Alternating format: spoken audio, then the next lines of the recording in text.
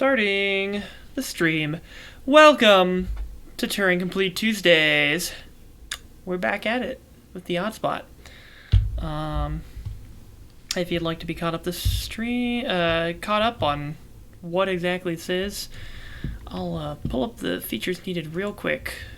But you can also just check my previous streams on the matter or the VODs available on YouTube. I've got a little I've got a playlist called Programming that has the progress on this application stored in there, so you're welcome to view those as well. Basically, we're making a Slack bot that uses databases. And I've just gotten all this shit to work with hashes instead of, instead of regular values. So instead of a key value pair, it's like a hash with fields. And so the hash is the combination of the challenger, the initiator, and the challenged, and then it has all this data that is required for odds challenges in there. So, yeah. Let's see. Last we checked off, I believe. Boilerplate code. Here, pull up some of these. Follow. Open. Okay. We're cobbling together a lot of code from a lot of different sources, so pardon my sloppiness on pulling all these pages together. I'm just going to be grabbing as many of these sources that I've compiled from previous episodes all at once, just so I can access them easily, although I'm sure these tabs are going to become littered with Google results in a couple minutes as I'm figuring out everything else that I need to figure all this out. The song sounds pretty nice. What's this? No, it's on shuffle. God damn it. When the song ends, I'll just go back to the second song. Anyways, so let's see what we've got right now. Starting from the top. Got the requirements, yada yada.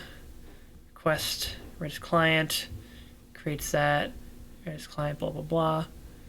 Creates the Express app, starts the server, uses a body parser, attaches slash command.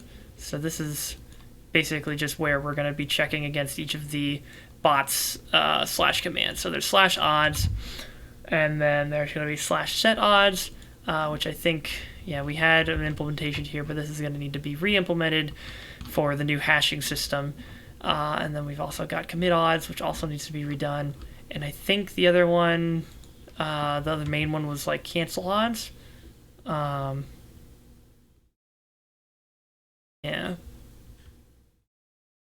Right, set odds, commit odds. So I think basically it's just going to wait for two people to type this in, and if it finds that the ooh, good starting sound. Let me check real quick if this. I know this has been a constant running issue, but I really hope that the fucking turn that off. Is the music bot working? Last Mango in Paradise? Why? I don't understand. This isn't. Okay, Spotify Now Playing is showing music being played, but it's not my music. Why? Oh my god. Hold on. Let me see if I can fix this. Configure. Alright. Get one here. With Facebook. Is this the one that's already in there? No, it's a different code. That might be doing it.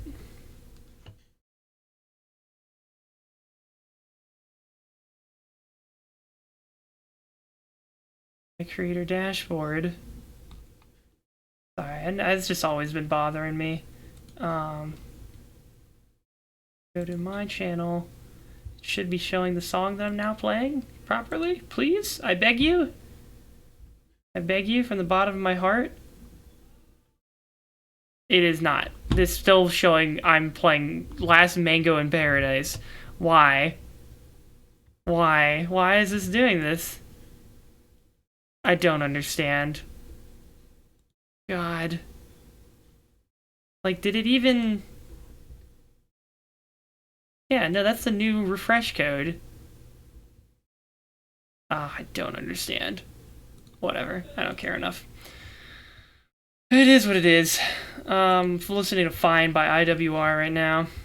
That's what's happening.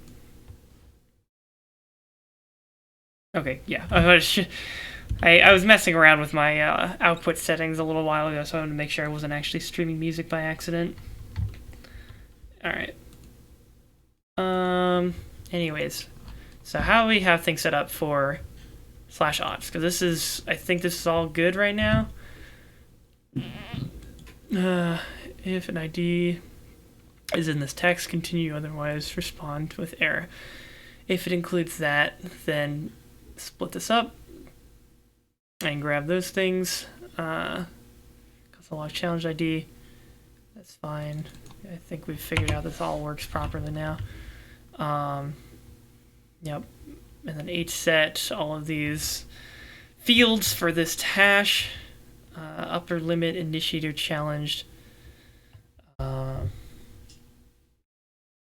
Just prints out everything once it creates all of those. JSON, you've been challenged to submit your upper bounds now with set odds, or cancel the challenge with cancel odds. Okay. You specify who you're challenging. Blah, blah, blah. Setting upper limit of the odds. Set odds. Challenged.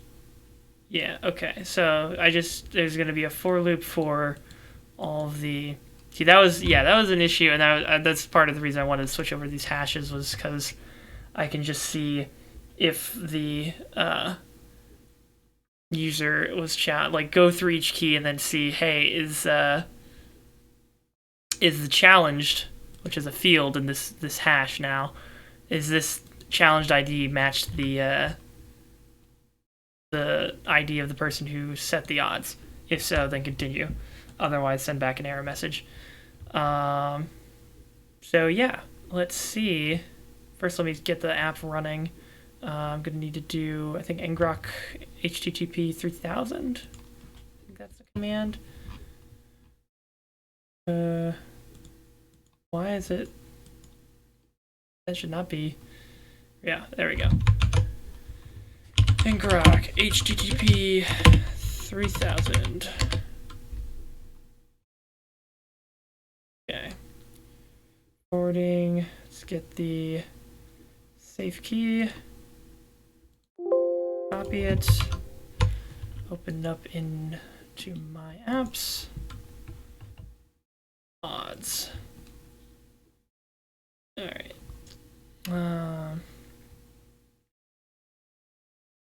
Flash commands. It's ready to go. Edit. Paste that. Save it. Okay. And paste this in here. One whole viewer. Thank you so much for checking it out. Hope you enjoy. It's me. Oh, it's Beaks. What's blumping? Well, play some more of this Command and Conquer rematch. So that, like, what's the story to the Command and Conquer game that you're playing? What's the deets? The story, in the What? You cut out. hang on. I can't remember what year this game theoretically takes.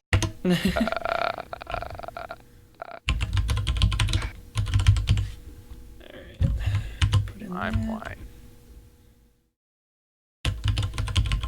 In the far-flung future of 1990X. Oh, lovely. The first... the Global Defense Initiative. Mm-hmm. Brotherhood of Nod.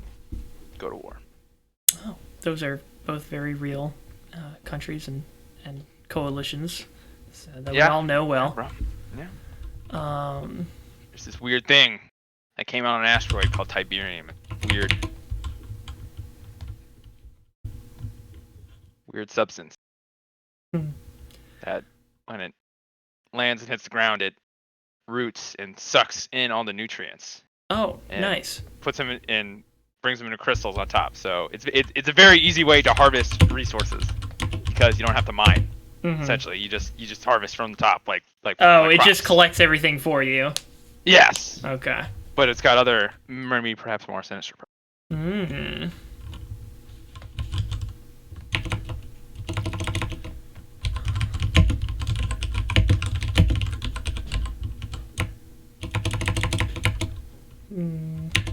And it is a lot of it is controlled by this quasi-terrorist group known as the Brotherhood of Nod, led by the enigmatic man known only as Cain. Pretty biblical name. Yeah, wow. Symbolism. Wow. In my video games? I could not believe it. Could not imagine. Could not be me. And then the other game in the remaster is Red Alert, which is an alt history thing where Albert Einstein goes back in time and he does what? Yeah, Albert Einstein, after World War II, in the year 1946, he goes back in time to when Hitler was getting out of prison in Germany in 1924, and he erases him from the timeline. Oh, like murders him, or like? Well, no, I think it's a thing where like because he's from the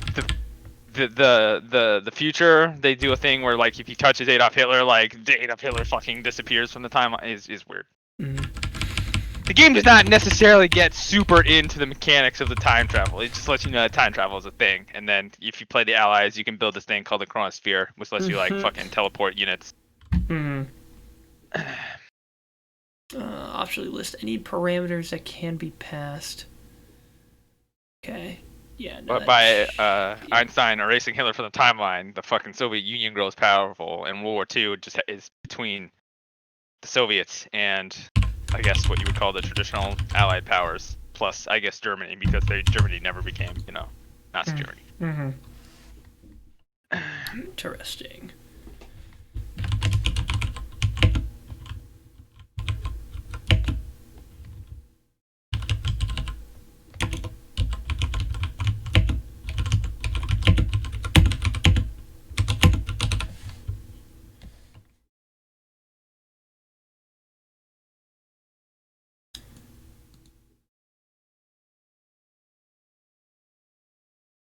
Go preview of autocomplete entry.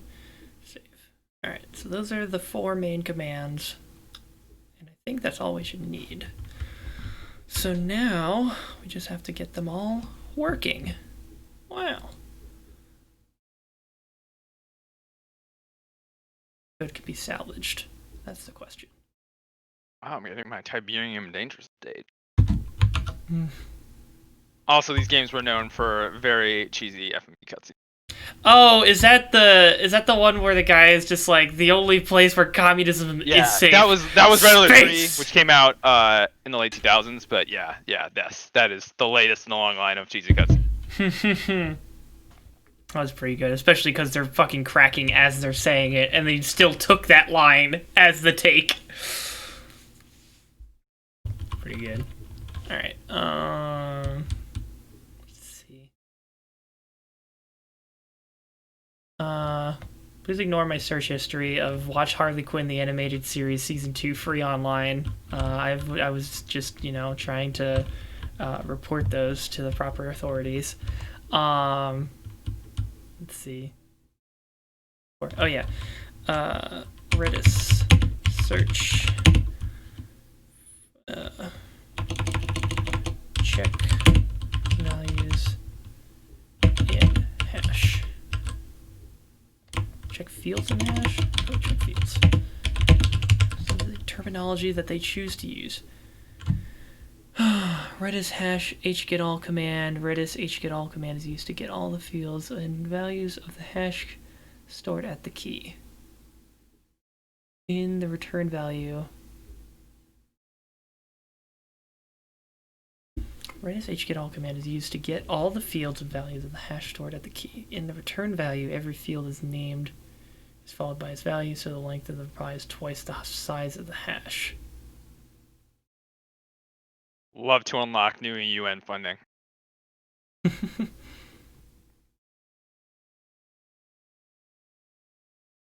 That bar get hgetAll field one. Hash is my hash, and then it has fields 1 and field 2, and they have different values.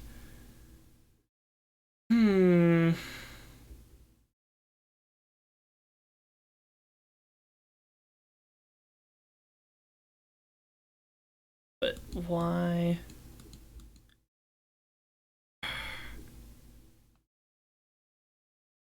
There should be... Again.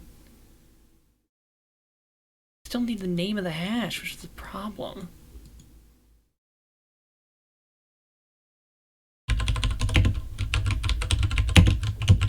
Alright. Redis.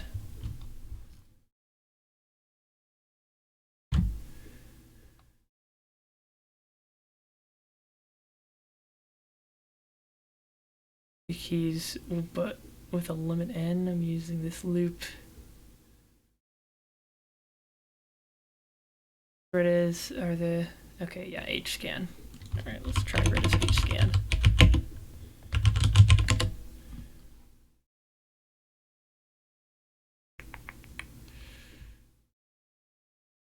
Scan for hscan documentation.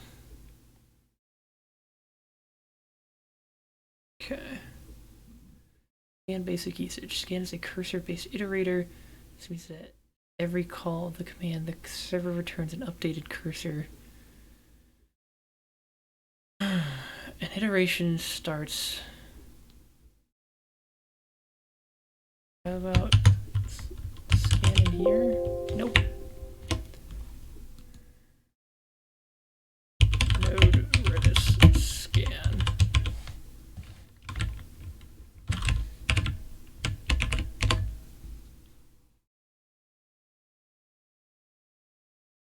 I've looked at this before, apparently. Redis with lots of keys in some format. I want to get keys that match some pattern and do some operations on them. I don't use keys method since it's not recommended. Using scan, I'm wondering what is the best way to write in code. I have to do something like while loop, but using promises. My current solution looks like this.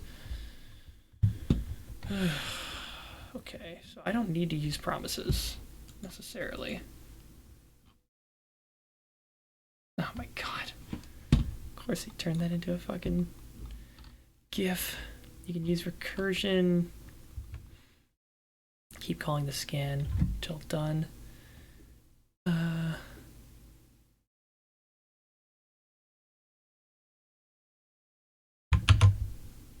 client scan async. Oh goddamn. Let's try that. Oh, don't shoot my power plants. Oh wow. Bad idea standing next to the guy holding the flamethrower. Yeah. Probably.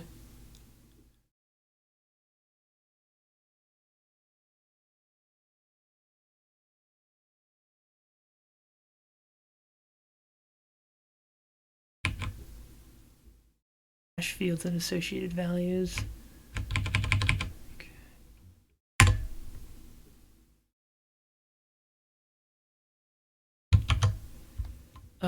Scan async cursor match. Oh, fucking artillery, get out of here.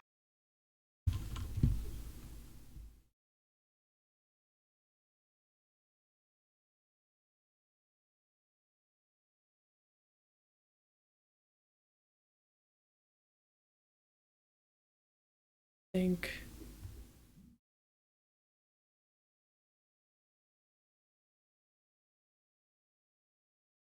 Okay. So do let cursor equals 0. This is the iterator value. Scan function.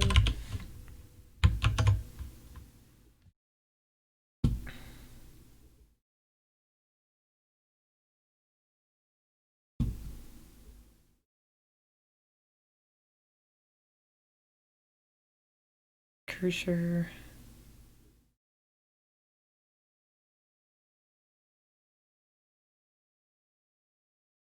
Then iteration starts when the cursor is set to 0 and terminates when the cursor returned by the server is 0. The following is an example of scan iteration. Scan 0, 1, 17, 2.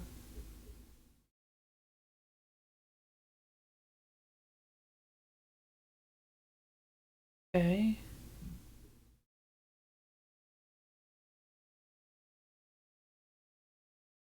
Scan 0.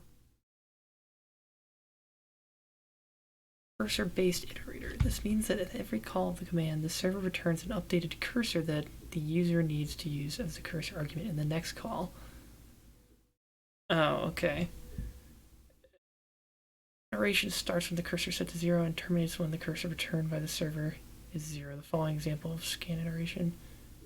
So is it just... So it gives that back as the first argument and then you can keep calling it. First call uses 0 as the cursor to start the iteration. The second call uses the cursor returned by the previous call as the first element of the reply, that is 17. So you can see the scan return value is an array of two values. The first value is a new cursor. The second is an array of elements. Since the second call, the returned cursor is 0, the server signaled to the caller that the iteration finished and that the collection was completely explored. Starting an iteration with a cursor value of 0, calling scan until the returned cursor 0 is called full iteration. Scan command and other commands in the scan family are able to provide these are a set of guarantees associated with full iterations. Full iteration always retrieves all the elements that were present in the collection from the start to the end of the full iteration. It means that if a given element is inside the collection when an iteration is started and is still there when the iteration terminates, then at some point scan returned it to the user.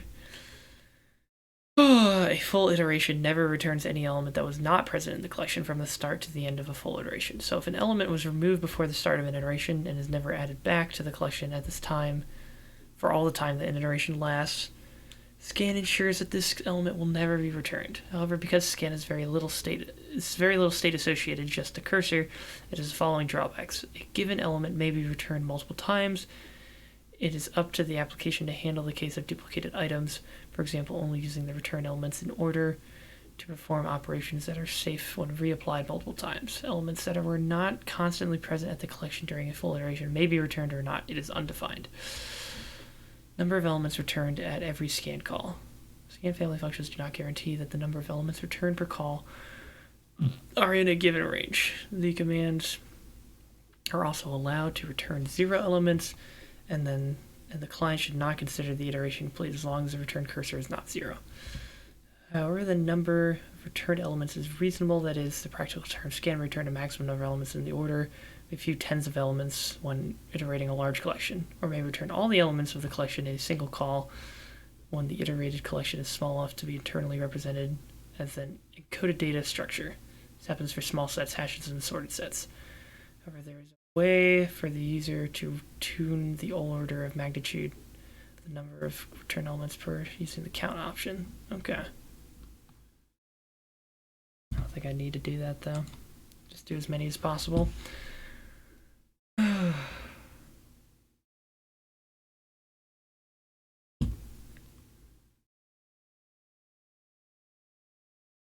Very unsatisfying. Here's yet another attempt to scan a relatively clean way using async await without the use of yet another external dependency.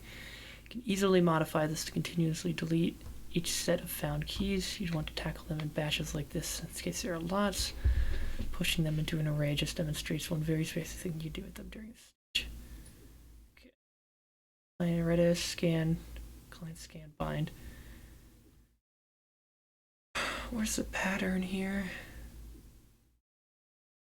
Or that's just a variable, I guess. Using pattern, found cursor equals 0.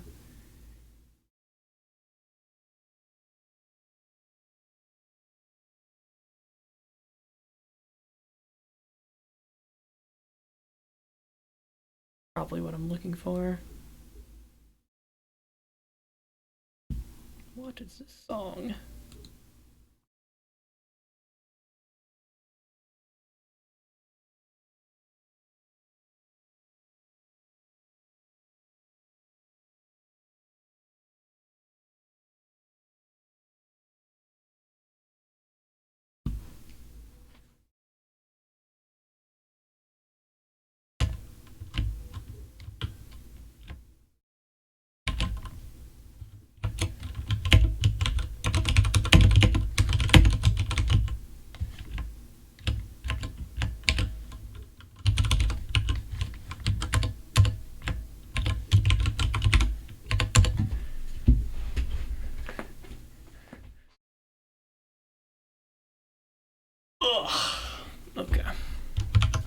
take that, put that back in here.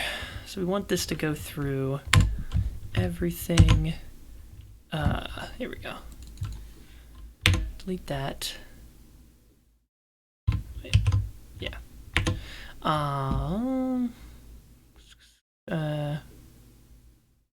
And yeah, wait. Is it this client dot scan cursor match pattern? We don't have to have it matching any pattern, do we? Yeah, no. The pattern is being passed in somewhere else. So toString.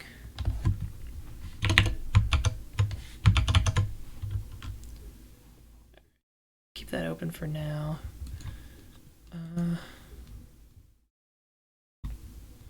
Match option. Yeah, I guess these are options. Guarantees about the number of elements returned at every iteration is possible to empirically adjust the behavior of scan using the count option. Match. Or to note that the match filter is applied after elements are retrieved from the collection, just before returning data to the client. Iterate elements matching a given glob style pattern similar to the behavior of keys command that takes a pattern as only argument. To do so, just append the match pattern arguments at the end of the scan command, which is all the scan family commands.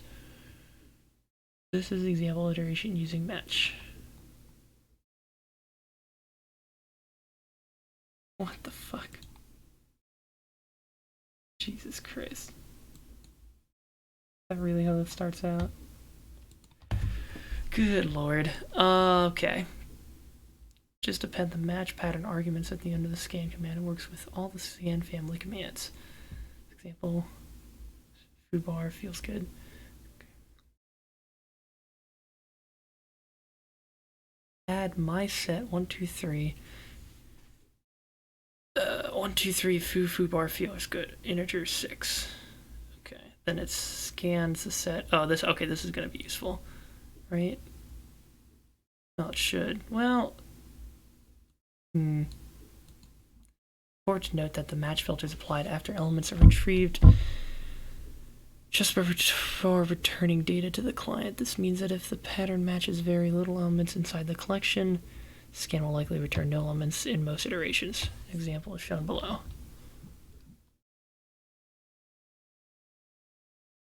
Okay. Keeps going, an empty list, empty list. Count. Version 6.0, you can option to scan to only return objects that match a given type, allowing you to iterate through database looking for keys of a specific type. The type option is only available on scan, not hscan. What about hscan? It's a corrupted cursor.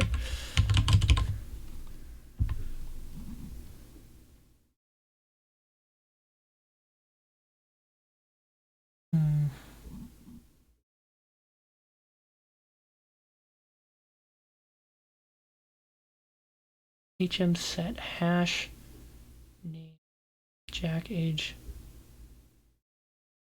value.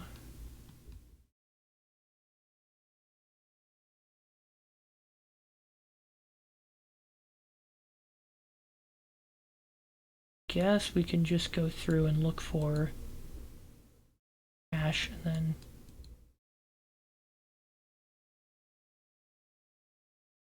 it's an array of 2 elements, and then the second element is an inner array of these 4.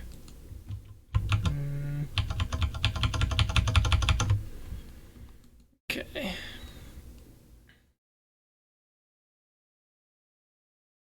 Zero found at push. Okay, yeah. So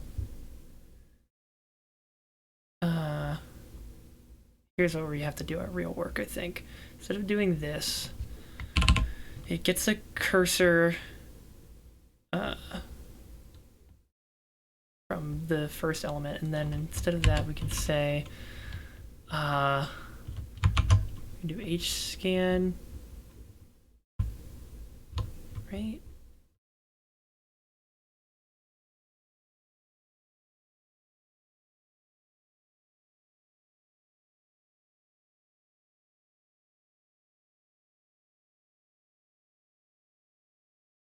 Peril, guarantee of termination, scan algorithm.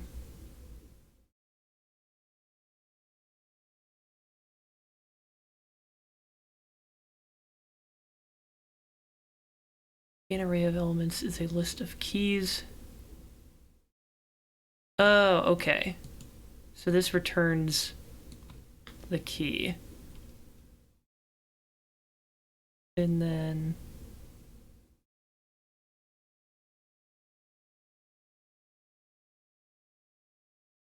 actually, we can do this without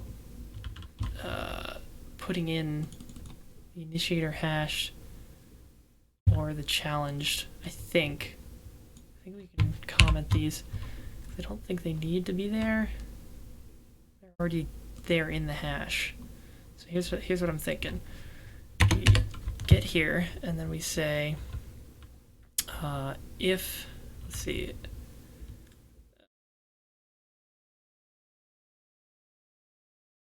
let hash equal reply 1 if hash dot split, and then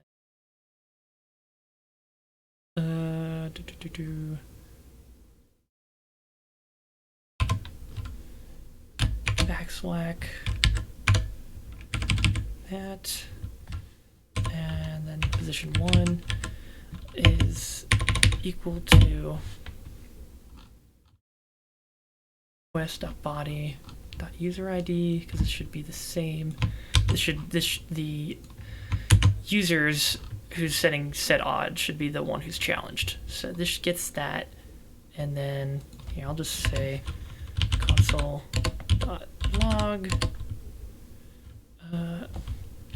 hash, and then console.log this thing, just to make sure that this methodology is correct.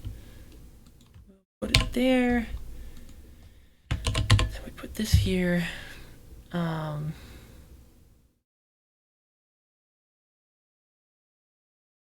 If that's correct, then do another H set, I believe. Yeah. Ready to do a Reddit client.h set, and then instead of that, we just call it hash, because that's what we call it here. We call it. Oh, we actually need to see if the user put in the thing, but this will come in eventually.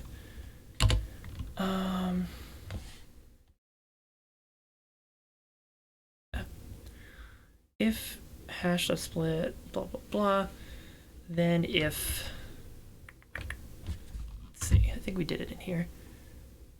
Check if there's a number in the text. Yeah, there we go.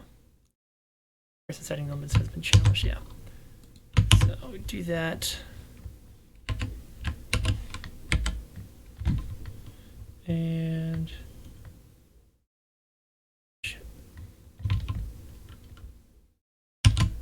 nope, that's not it.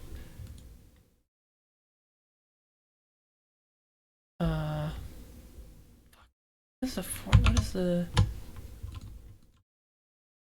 I'm trying to remember the formatting key for this. It's different from Visual Studio for whatever.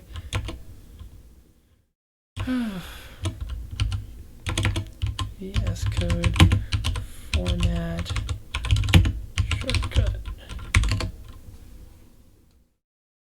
Shift Alt F.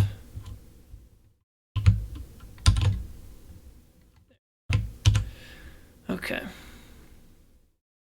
Now we got if that's that. Oh, fucking hate him. Nah, shit.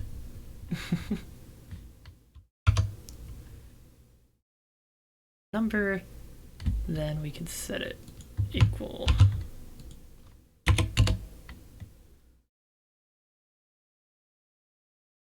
text.match.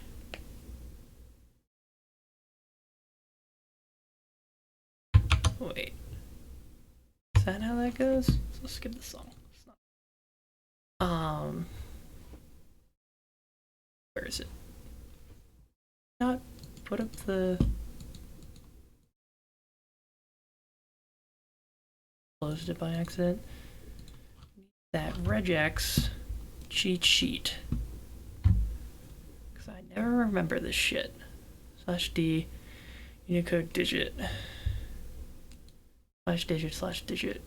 Okay.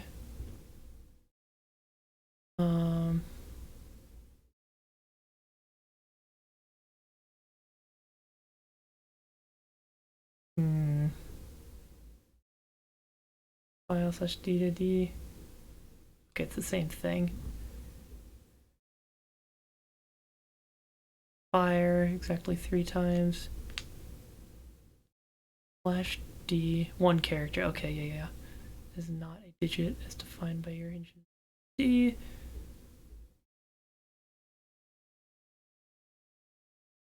One character that is not a digit as defined by your engine /d. Okay, so we can split it by let's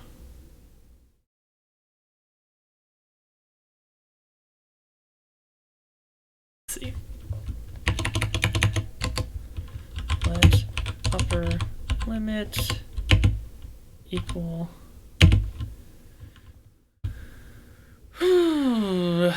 request.body.text dot split, and then it'd need to be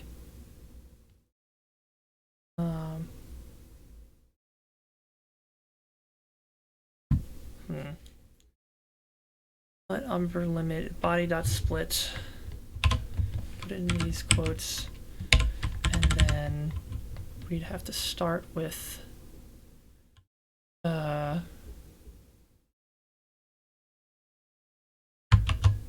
what's the plus symbol do? One or more.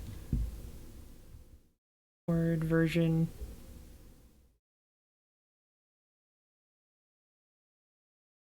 Okay, gotcha.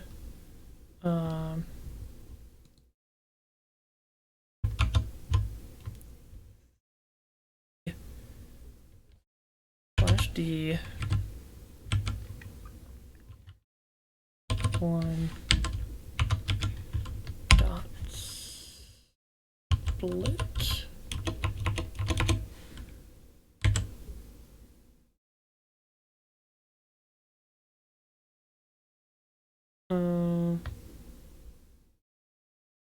Wait, how does this work?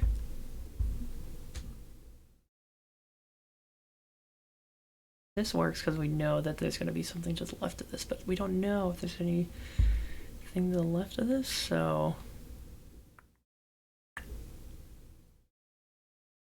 I have to check again how this works. JS split.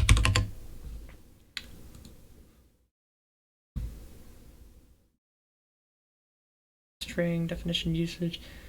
If an empty string is used as a separator, the string will be split between each character. It does not change the original string. The method uses to split a string into an array of substrings and returns a new array. Separator limit, integer that specifies the number of splits. Items after the split limit will not be included in the array. Specifies the character and regular expression used in a splitting string.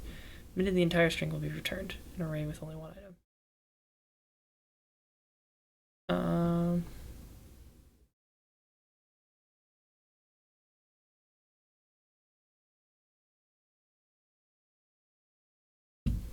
Yeah, I want to see if I do string.split and then do a /d, should be a character, should split it on the first thing.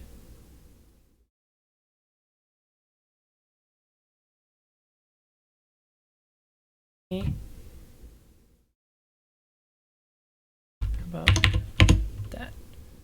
Run it. So I just do H.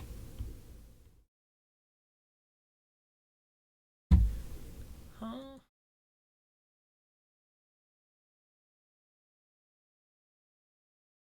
The split method returns a new array. Split. I like this song.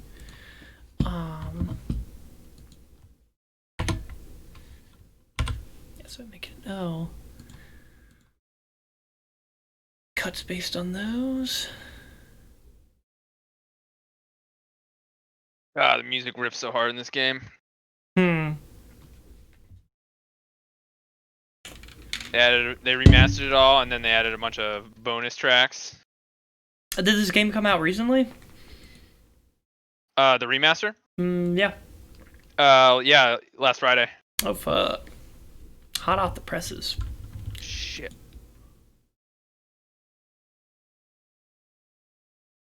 So...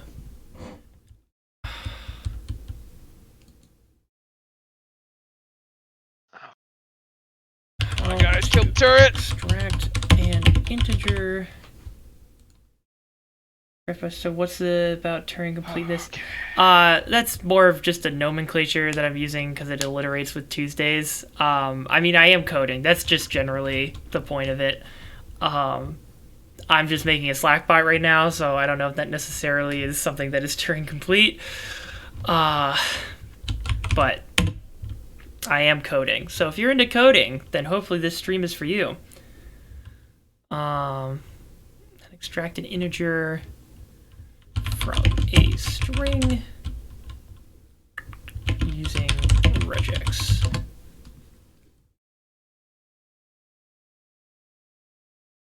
Need a regex expression that's two numbers from the text. If you know for sure that there are only going to be two places where you have a list of digits in your string, and that is the only thing you're going to pull out, then you should be able to simply use this. If a regex when applied globally to the entire string, which is implementation dependent, so that OP would have to clue us in on the usage. We'll extract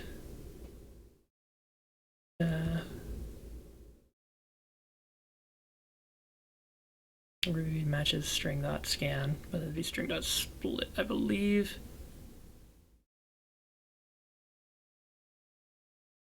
Jesus Christ, that's so long.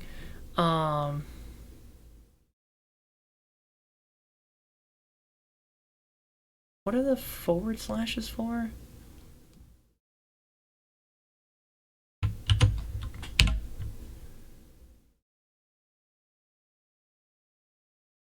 Characters.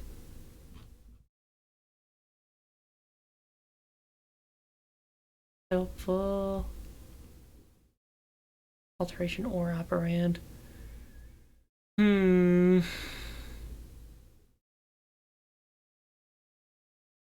So few instances. Table match escapes a special character. Is the slash a special character?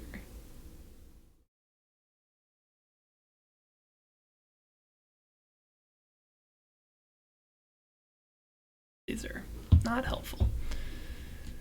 I like globally to the entire string, which is implementation dependent, so the OP would have to close in on the language, we'll extract the numbers and ignore the rest. I think I just need to do that then, because I only am extracting one number.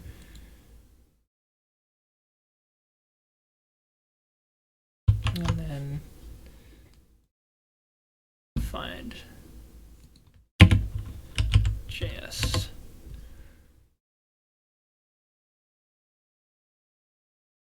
The number from a string in JavaScript can be extracted into an array of numbers by using the match method. This function takes a regular expression as an argument, extracts a number from the string. A regular expression for extracting a number is that. Okay, there we go. Just what I was looking for. If matches 0. Okay. Okay, so I just need to do a dot match. Don't even have to worry about splitting. Dot match, and then put in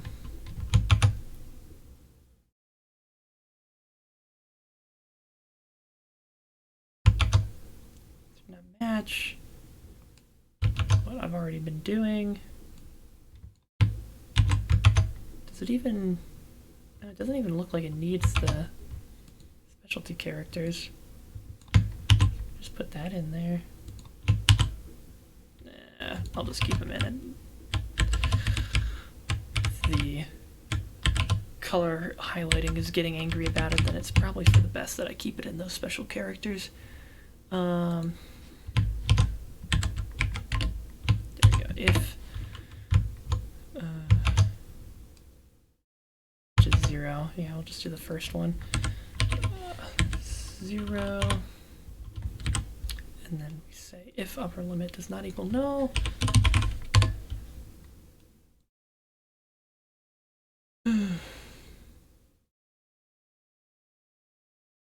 Alright, upper limit does not equal null, and upper limit is not equal, that's not less than equal to 1, and upper limit is not greater than to max.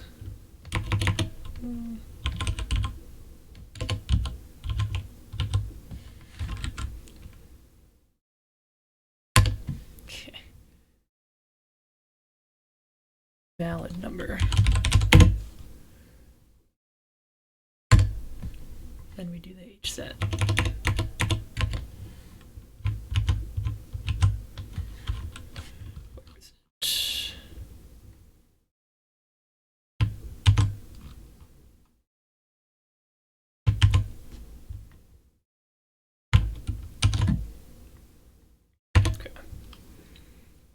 H set, we set it at the hash. We set the upper limit to 0. Upper limit. There we go. Then we do a return. Says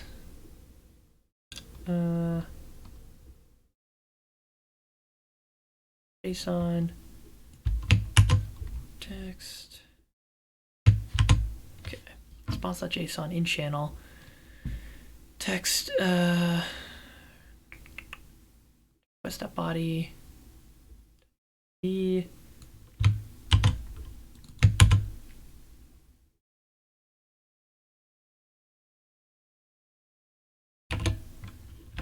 has set their upper limit to upper limit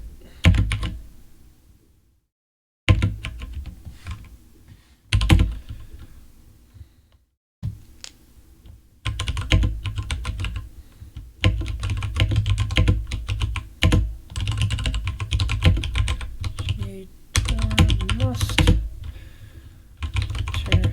a value between 1 and that number.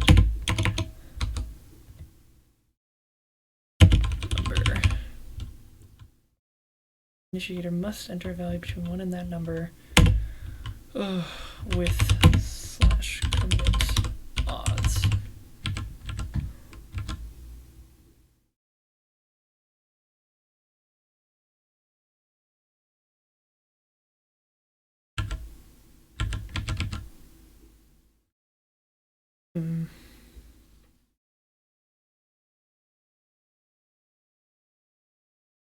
Get rid of that.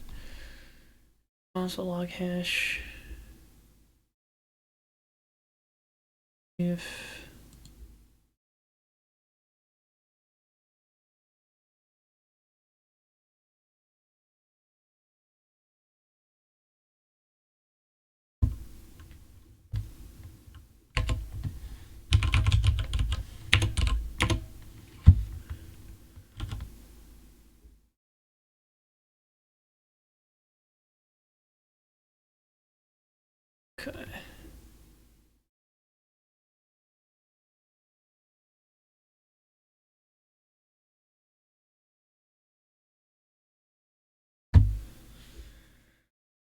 So let's see. We've got thinking about this. We've got a database. We have a couple values in it, and then the cursor gets the reply. Wait. Redis client.scan cursor. Reply. The hash is reply 1. Console log hash split. And then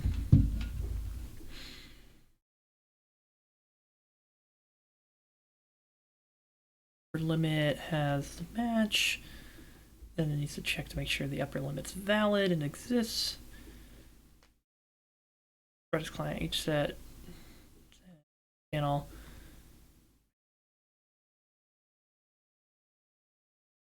Set their upper limit to upper limit. Now they both need to challenge. Ooh.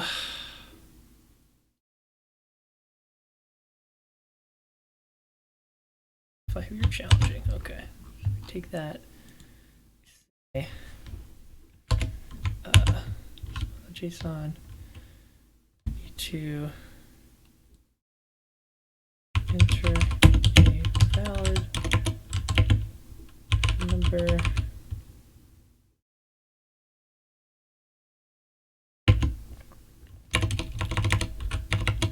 Integer.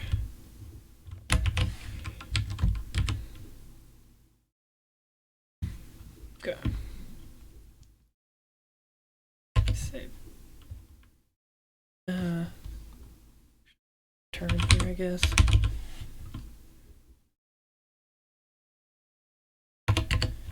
Turn.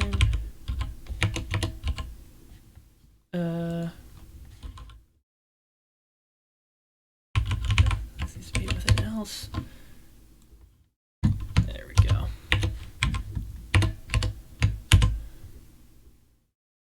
Okay.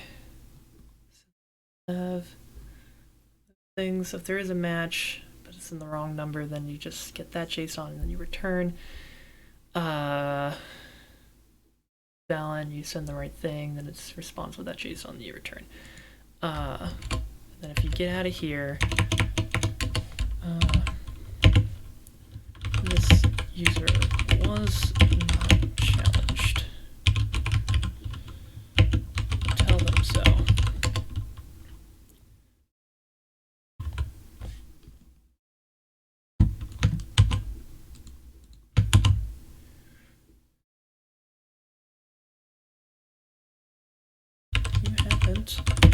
Been challenged.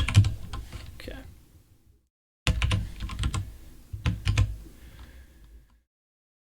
Cursor iterated value for the scan function.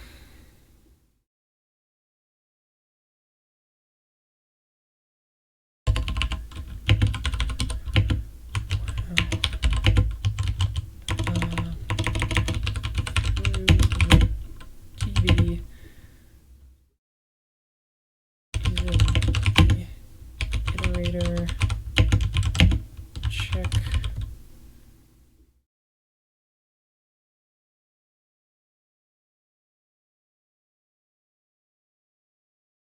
Oh wait, no, this isn't.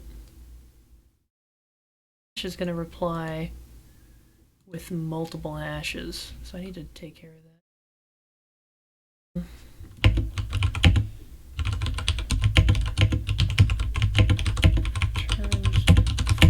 Value challenged D.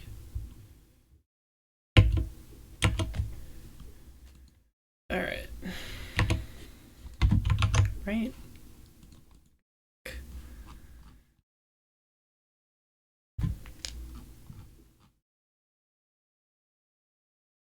Yeah, it returns all of these. So we can say what hash is.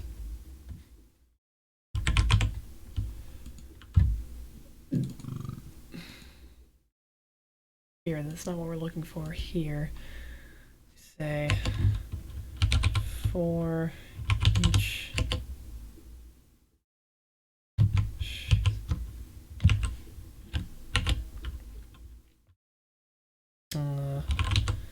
what hash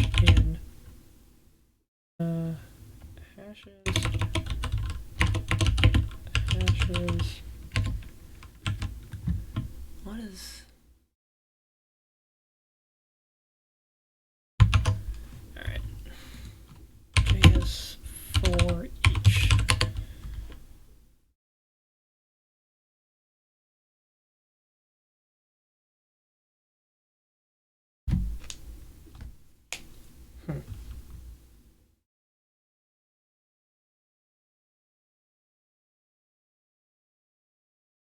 Okay.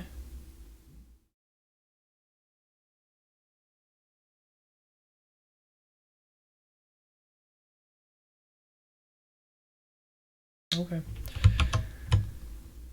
All right. Hashes has an inner array. We do hashes dot for each.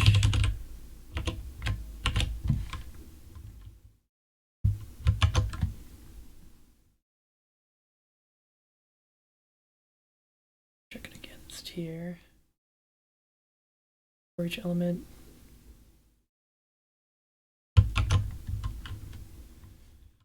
Hash equals.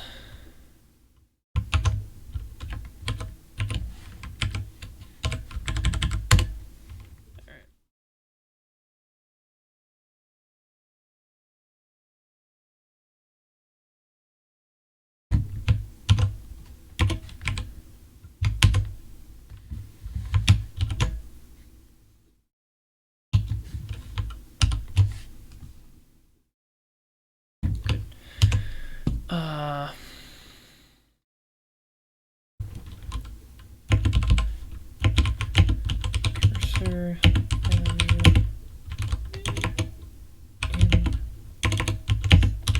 first element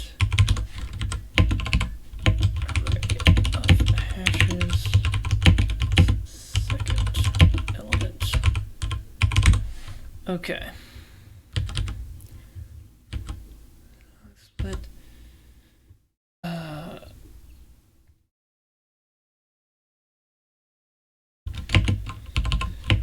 Check that this hash has the user as challenged, and then where's client set and valid number in the text. There's client at each set hash upper limit. Okay. Have the hash, so I can set it based on that name. Set it right as a print, not the JSON in channel, blah blah blah. Else you need to enter a valid integer and then return. I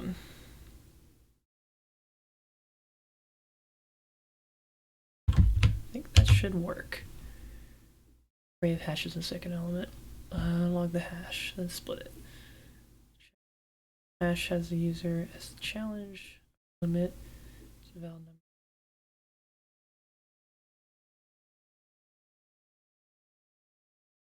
Good.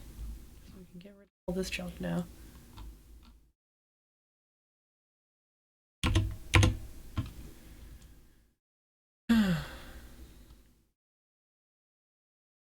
Okay. Let's get back to equal justice. What? That's a line in the song. The song's got a lot of weird, like, very early 90s, like, techno jock jam style stuff. Of, like, weird samples and stuff. But it's pretty dope. Nice. 0, iterate value for the scan function, yada yada yada, commit odds. Okay. I think we need to do basically the same thing, kind of. Copy this over.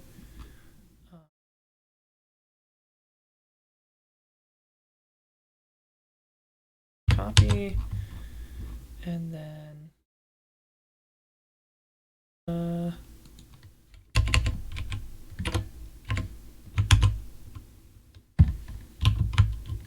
format, make sure that's all good.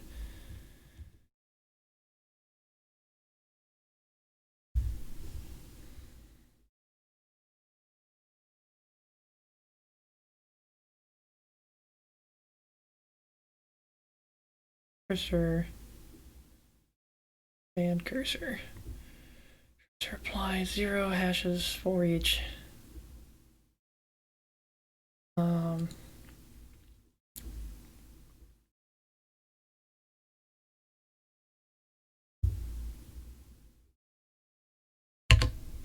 Just take this. Probably get rid of those. Then we say, let's see. Let involved parties equal hash dot split.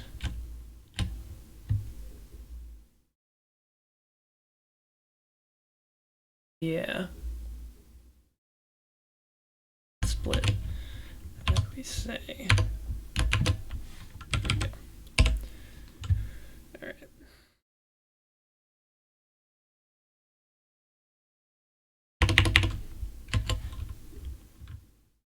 Involve parties dot for each user equals. Nope. Okay.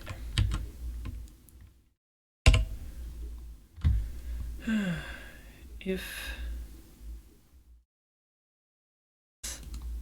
there we go.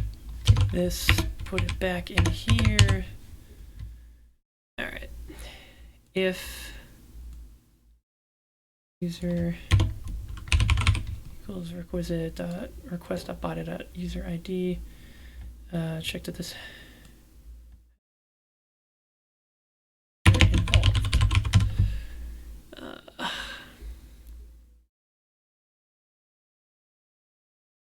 if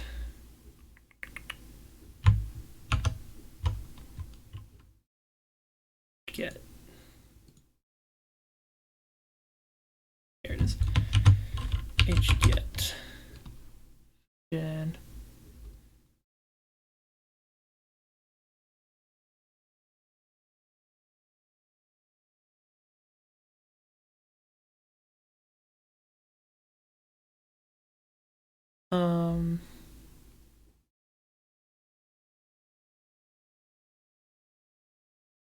get all hash callback.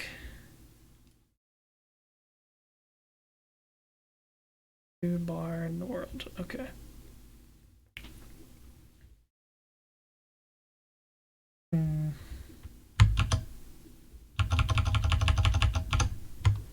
Nope. hget.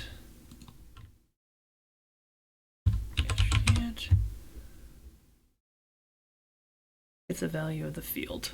That's what we want. So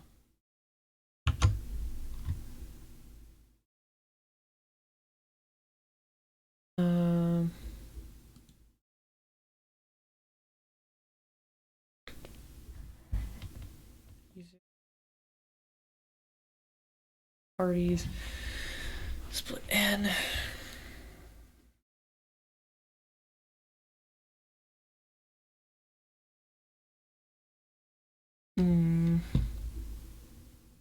Actually, should probably do a for loop.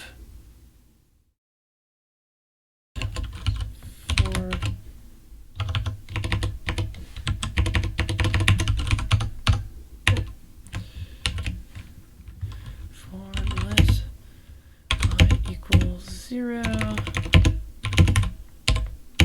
I less than involved parties dot length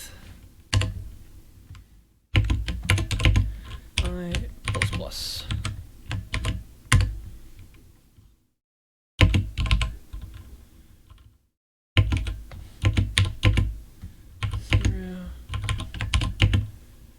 Initiator I equals 1 challenge.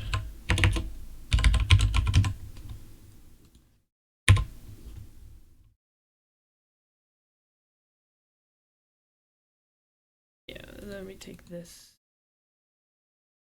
Check.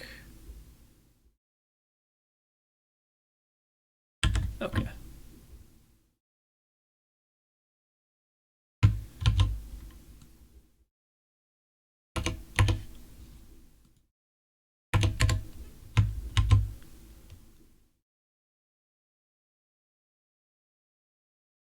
if the user,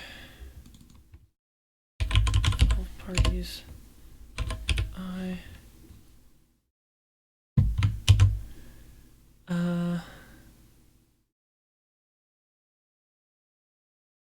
hash has user involved. Don't need this anymore. Don't believe. Check if I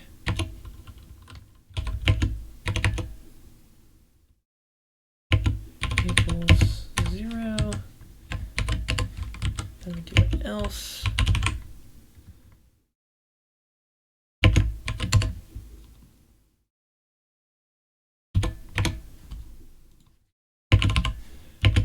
Initiator challenged. Okay. Check that this hash is either involved. If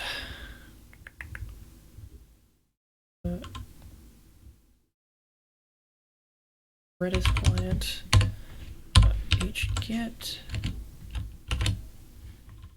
string field string, and then we say hash field is going to be, what's it called? Initiator odds.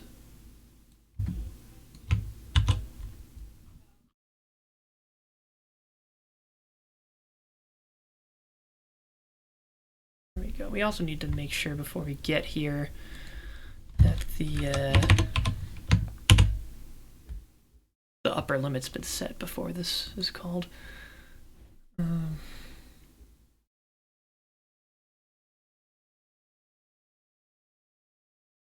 If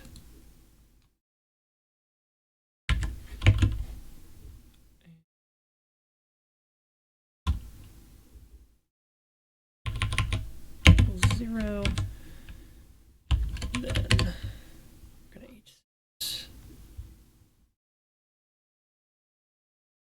there it is.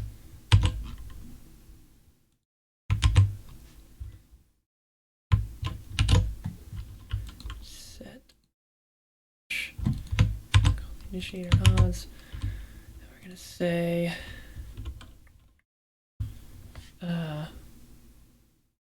oh shit, actually we did need that thing. Hold on.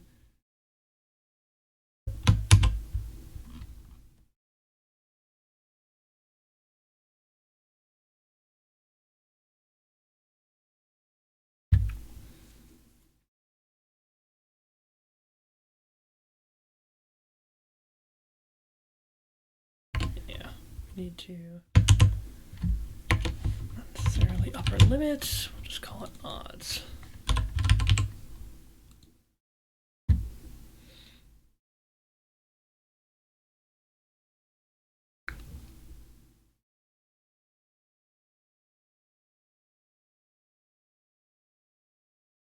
Where else? Call this odds. Odds.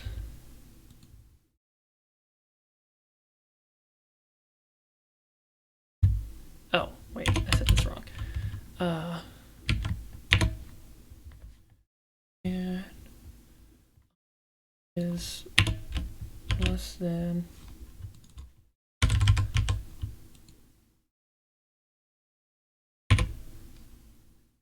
or is greater than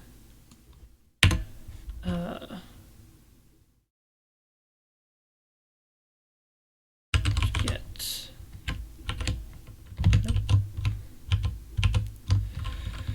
Redis client hget, and then it's gonna be hash and upper limit. There we go.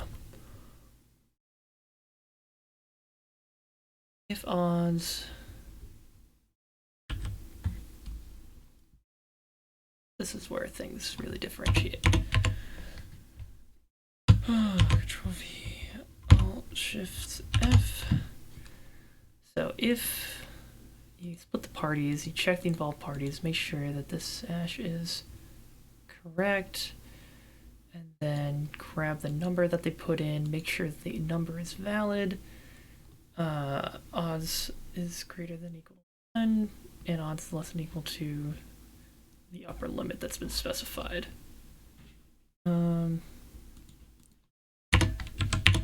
Is greater than 1, less than or equal to.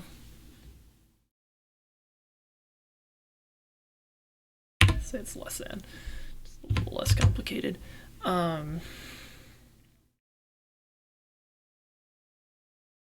Greater than 1 and it's less than. Okay, cool. Fix that logic. Now we go back down here.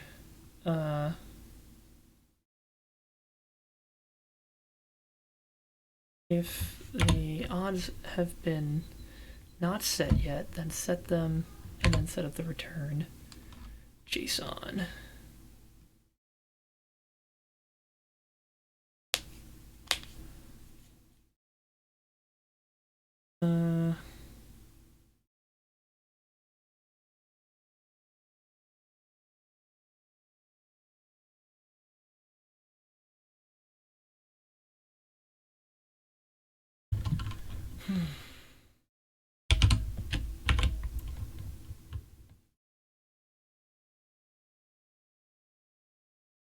Actually, we should probably just, since we're going to be using these.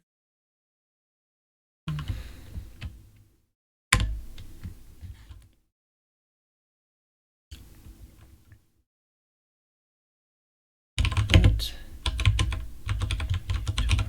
odds equal for this client dot hget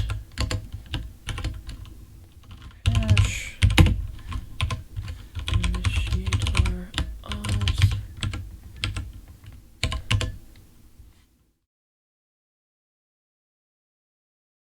Then copy paste, make this into challenged.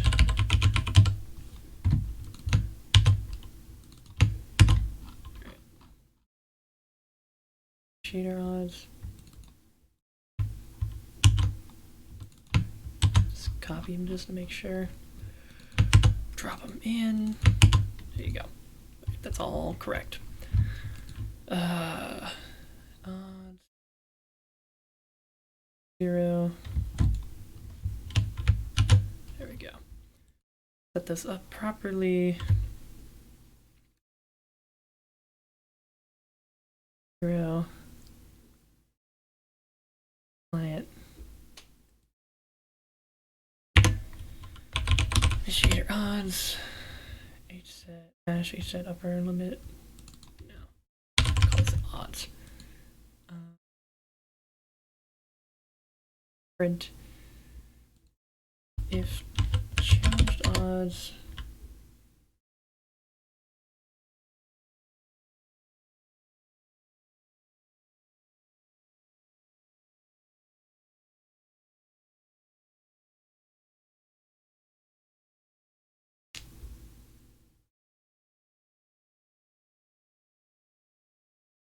yeah, no, we can just do this here.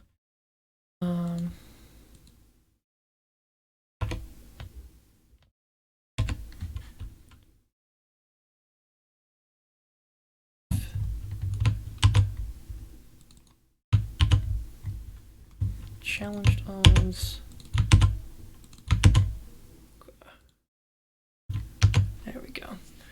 Let's check this is a valid number.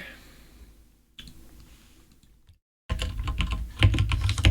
the odds of the corresponding.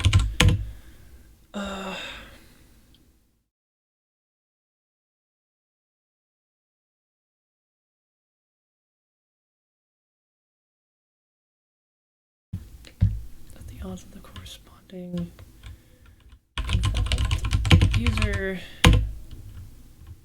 Only if they haven't put one in already.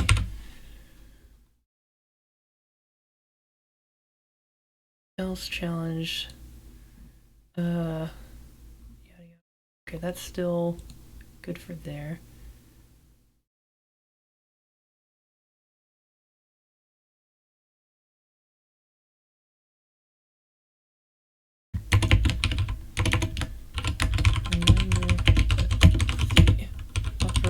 Limit is plus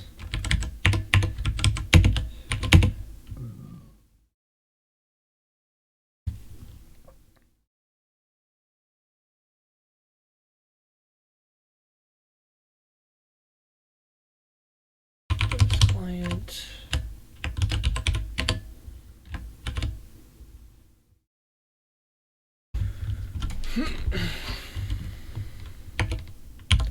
hget hash comma limit.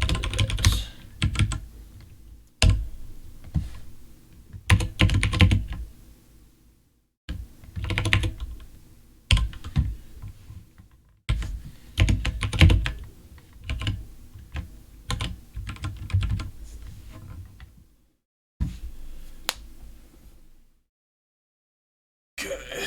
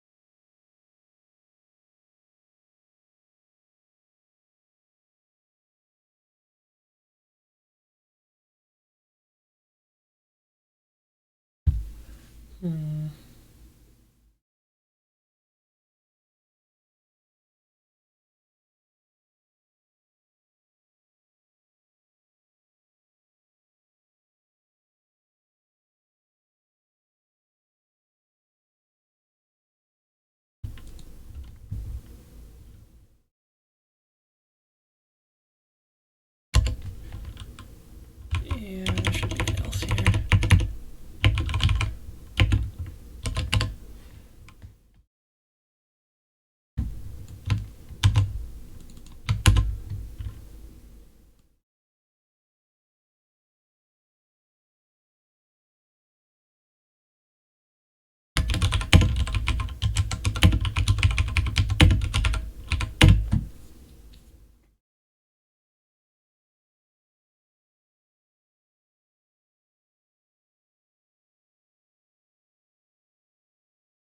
Enter your number.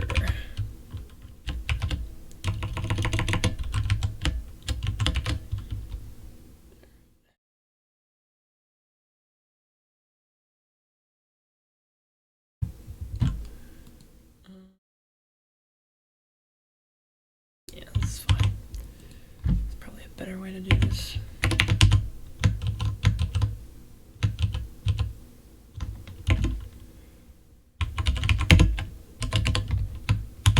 There we go.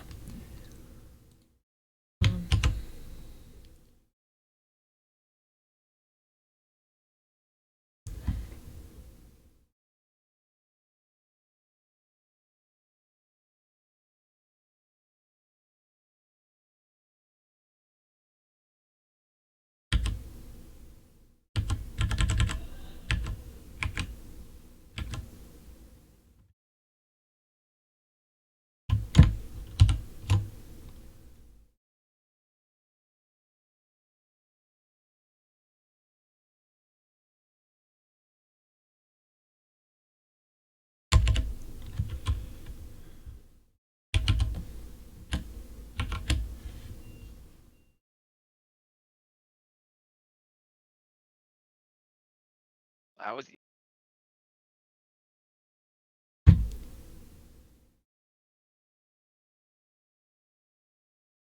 Okay.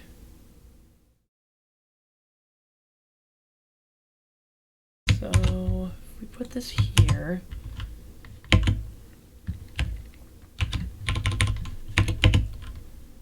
zero, and changed odds.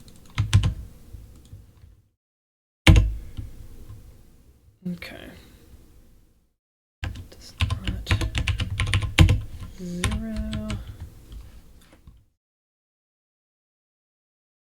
Vegas, baby. From Oliver the Kid.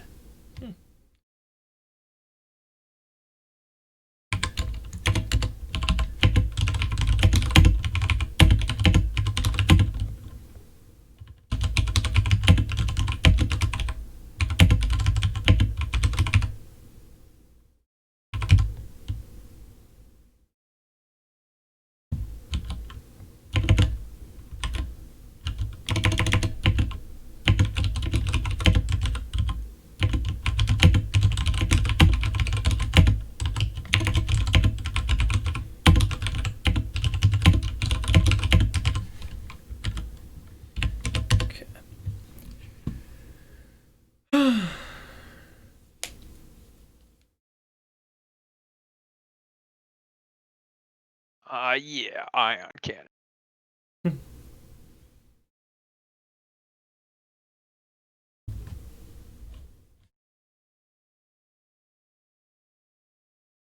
Okay.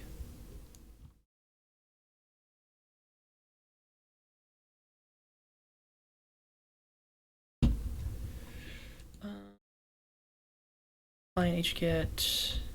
Yada yada.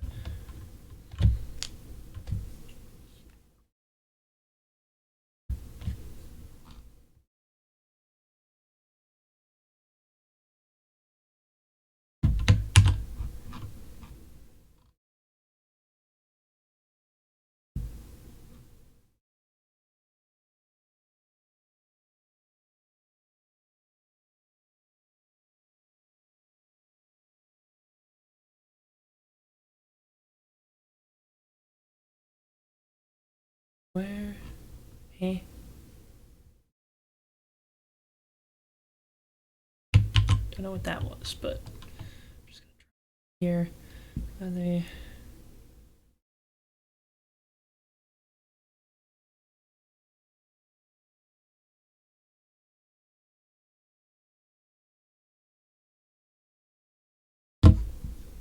Alright. You know. With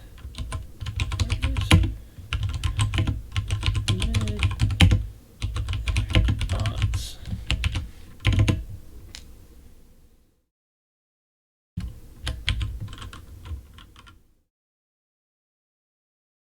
That's plus.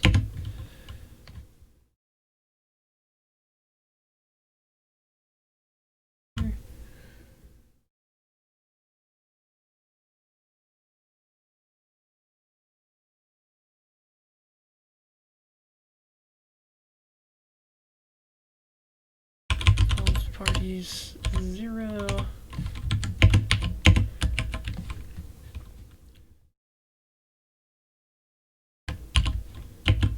Has entered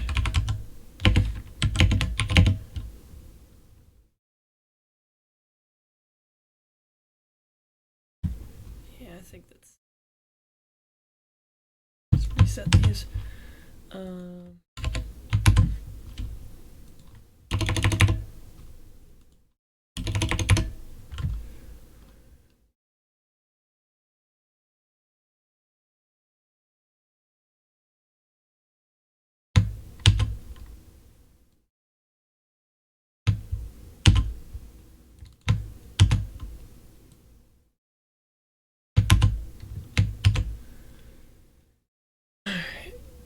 Initiator challenged.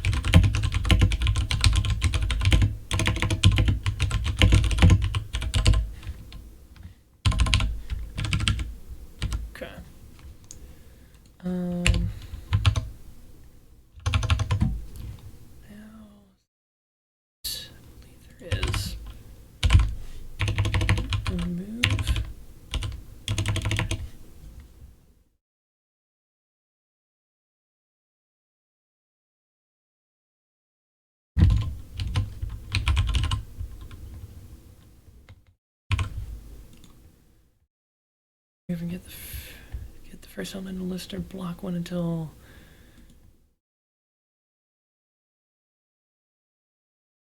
get flush all.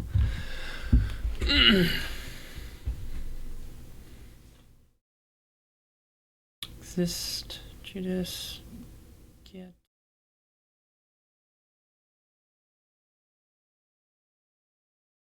From a list, persist, up. No, no, no, no. Z pop, Z pop, Z range. Any of these are gonna do it. Delete. Move an element. Delete a key. Okay. Key. Alright.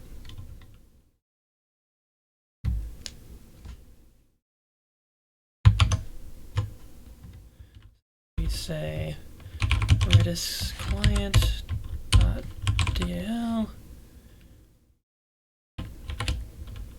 arg string.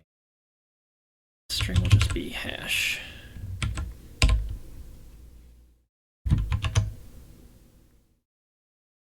Yeah, okay.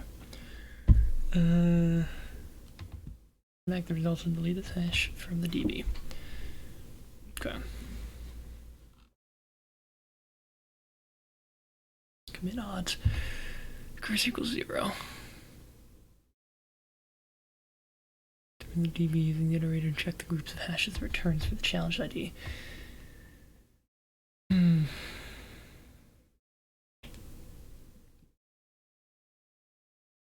Split.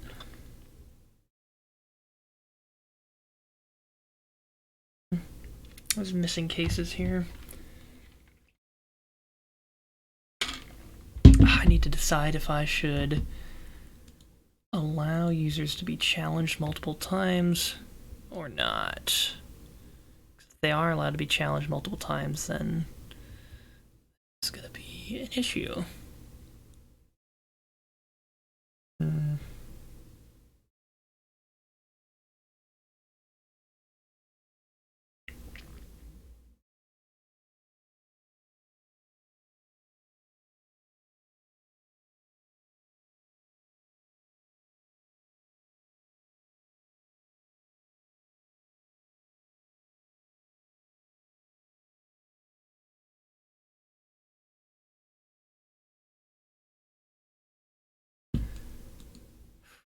So right now it'll loop through,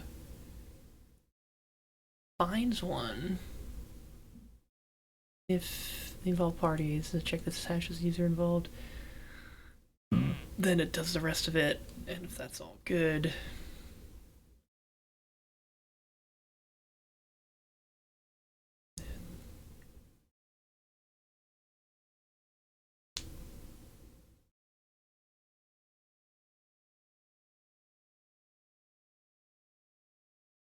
yeah, I think this would be easier for now if it just made it so you can only be challenged or initiate challenges one at a time.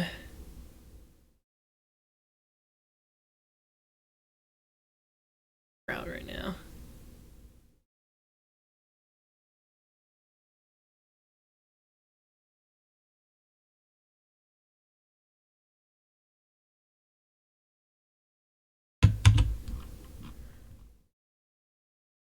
Okay, that's still there too. Good.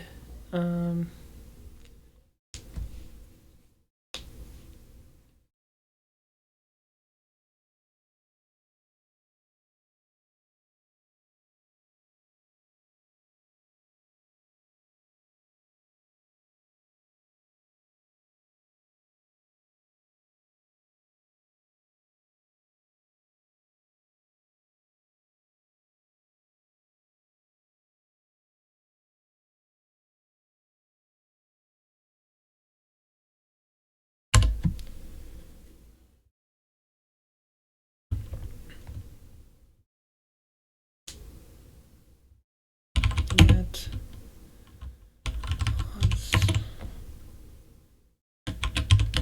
memory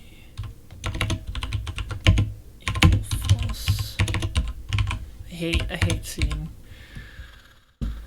Not following dry procedures, so I've got to do this.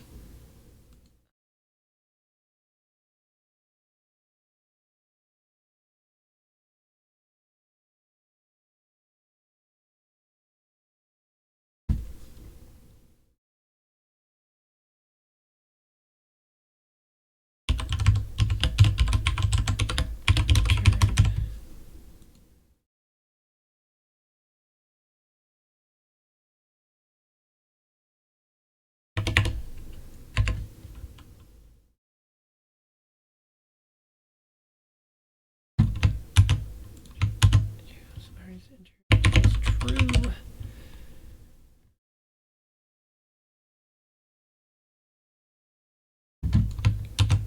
See this?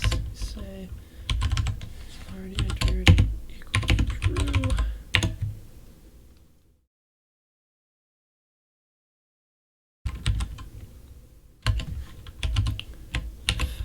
Once already entered, then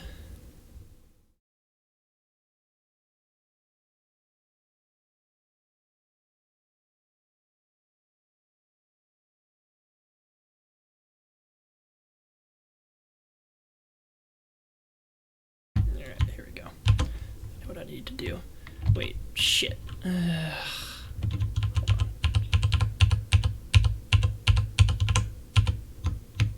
Okay. Once already entered equals true.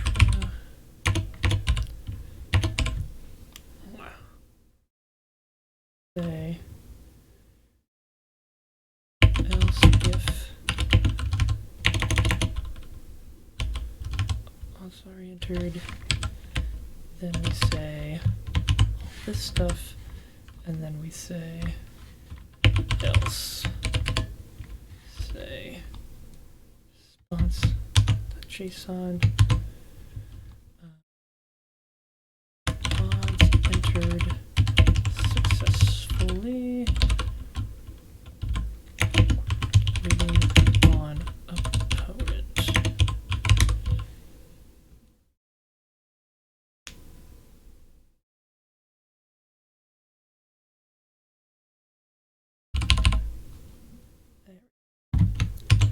Okay, so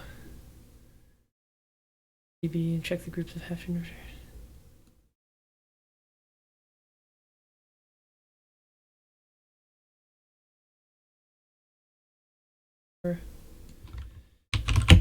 users ID in of them. Hashes the second element, hashes for each.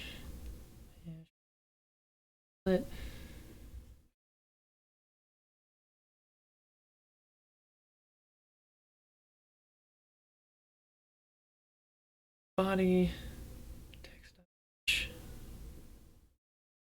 if odds does not equal null, check the type of value.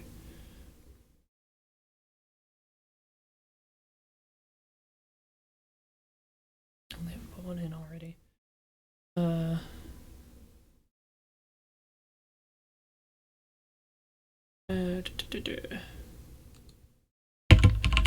Case of having already entered valid odds previously. There we go. Let me say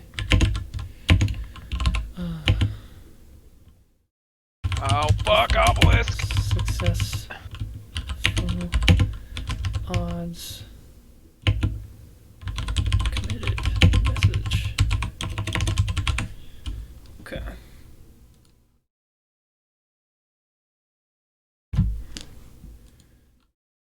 Check to see if both parties have their odds entered.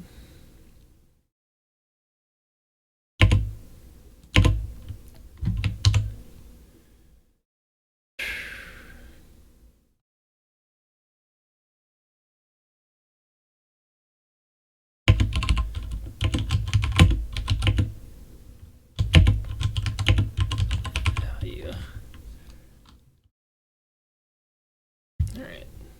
Sounds all sense. If I can read it all with the comments.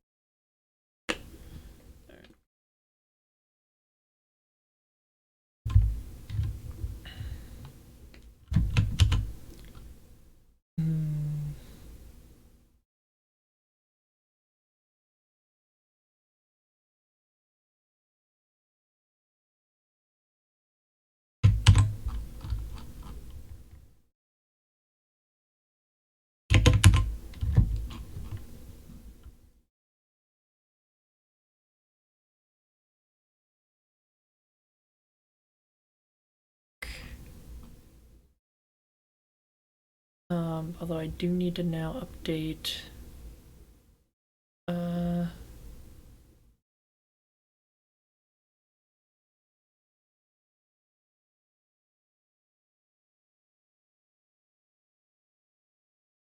challenge, check that there's a valid number in the text. That JSON response type in channel. Both they and the challenge initiator must enter a value between 1 and that number with commit odds. Okay, case of bad value, you need to enter a valid integer. Alright.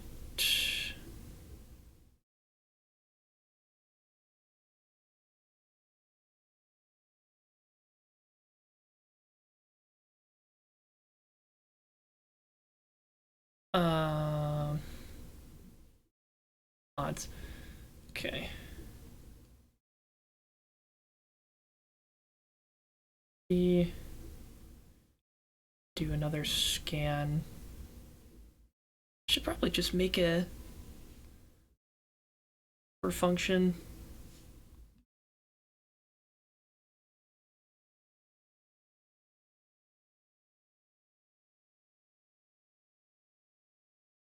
Yeah, this is old implementation. So where?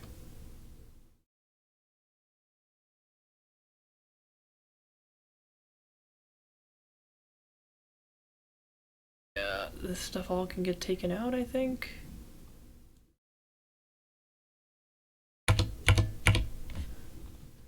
That line goes back to this case. Yeah, okay. So these are everything except cancel odds is now being implemented in one form or another. Let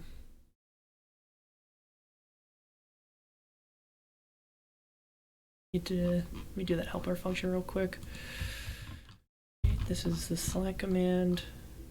Yeah.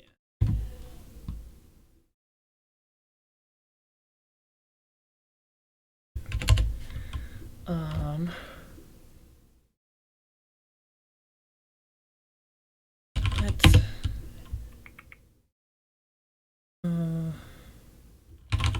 scan helper equal E.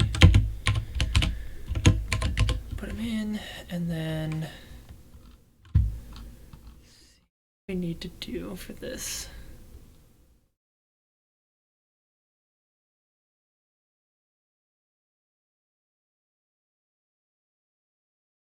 And put in the cursor, I guess. And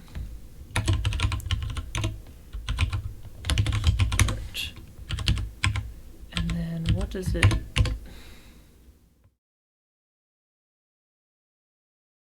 No. Inner functionality. Okay, so we want to do is say cursor 0, and then we do the do while.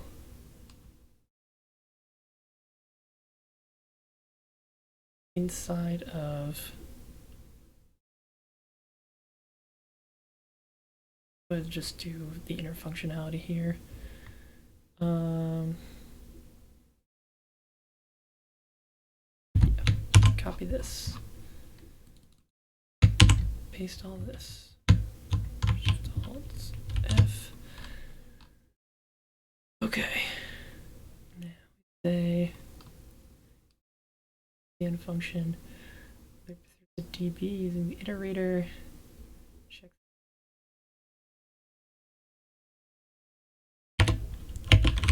whatever function was passed. This.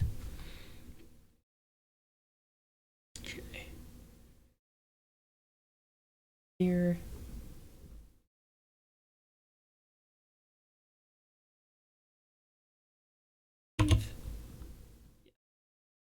Equals inner functionality.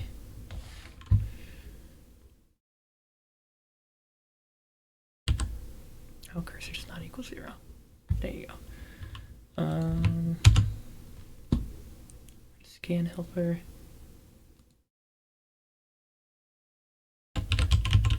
Hash scan helper. Okay.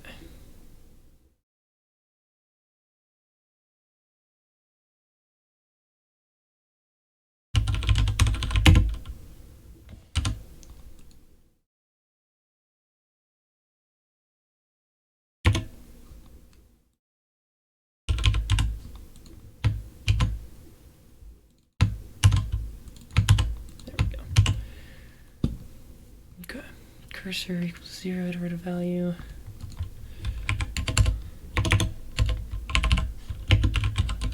Function for scanning. Let's see, scan hashes.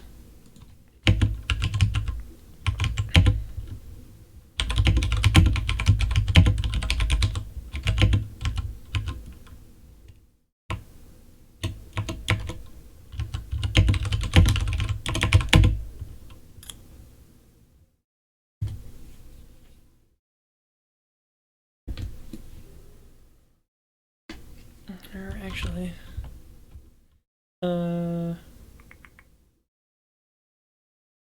scanning. This client is attached to. Let's call it scan because this does apply to regular scans.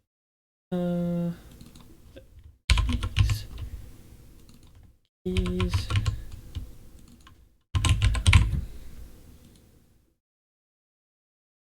Okay. Cursor. Keys. Second element. New cursor values. First element. Yeah. All right. Me. Doing all this. Say.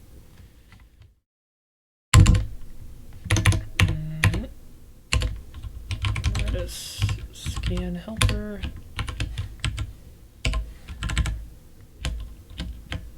And then all we need to do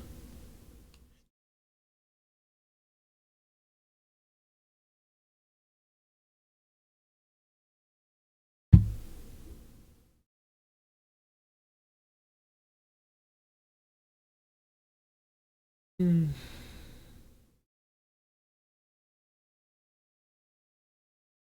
we go. And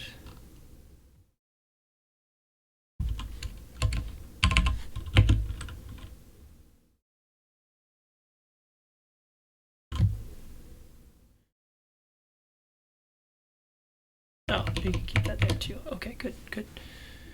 So that all works. Put this in there instead. Then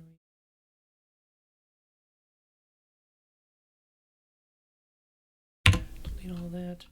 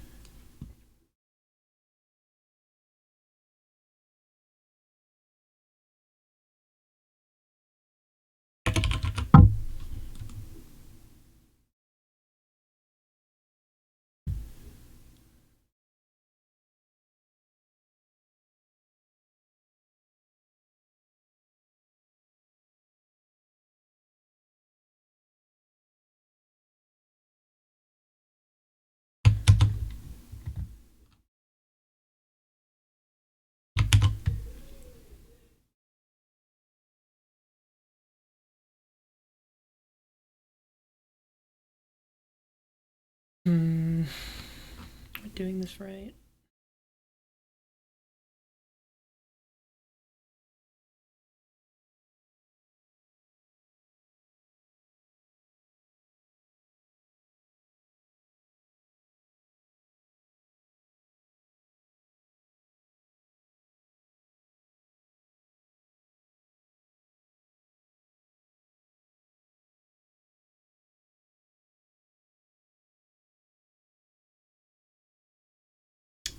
expecting something.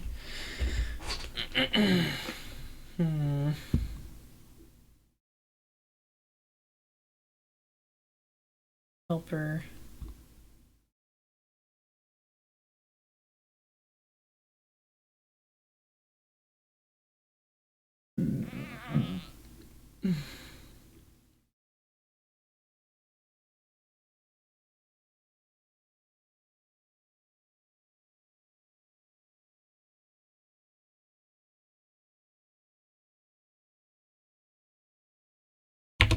Do this, maybe. We'll just put a laser into space.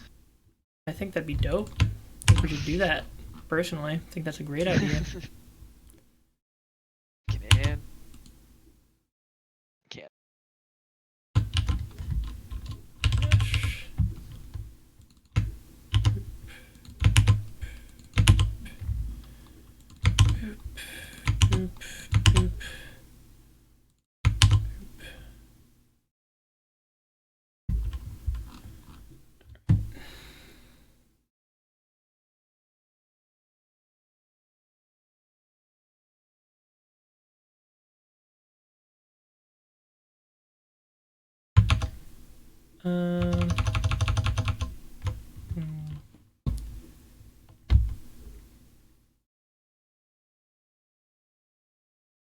Assist on this one, I think. I hit a pro. See what insight they may have.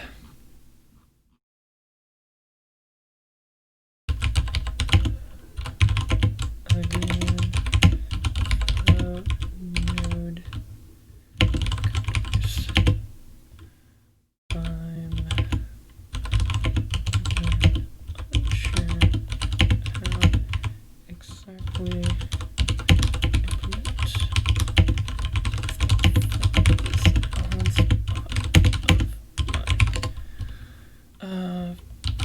Multiple sections my code, I have a need to scan Redis DB I'm working with, which in my current implementation results in a lot of repeated code. I'd like to minimize by making a helper function. Ideally, this function would take another function as a parameter that would then get executed by a for each loop that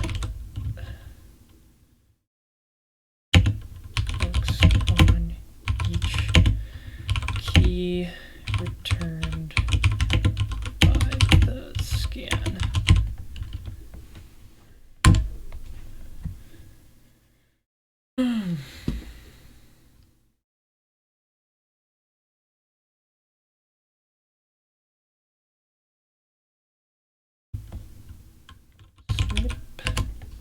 Snip, snip, snip.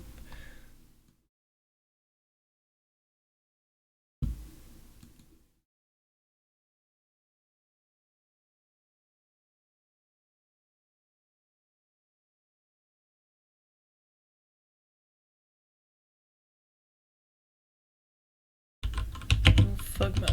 Alright. Right. JS map.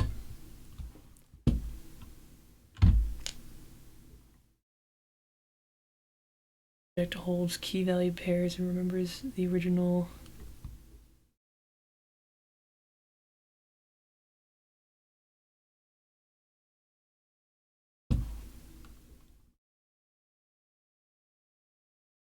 insertion order for a loop returns.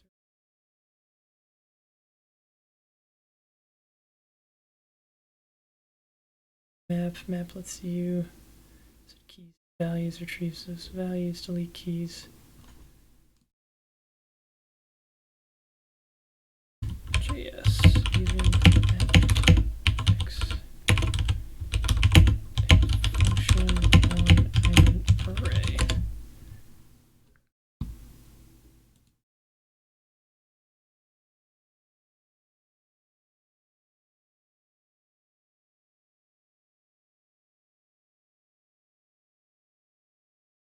Given that there are other similar array methods like the for each, I wonder when should I use or not use the map method? Do I need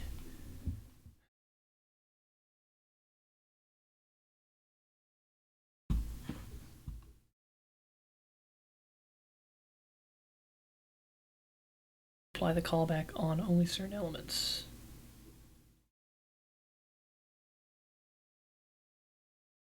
Okay.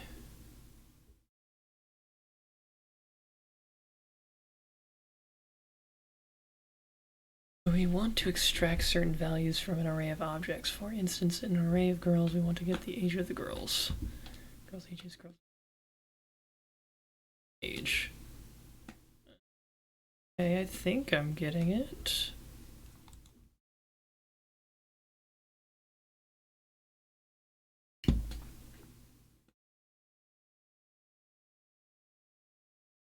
Come on. Yeah, no, I think this is the same.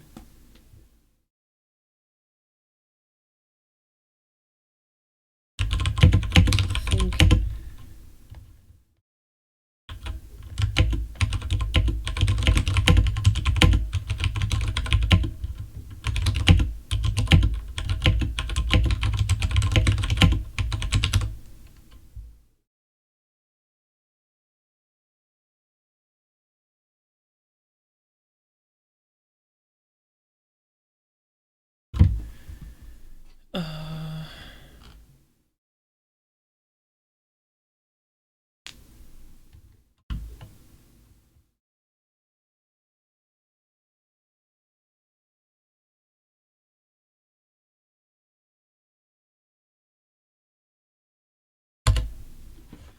just go back to it.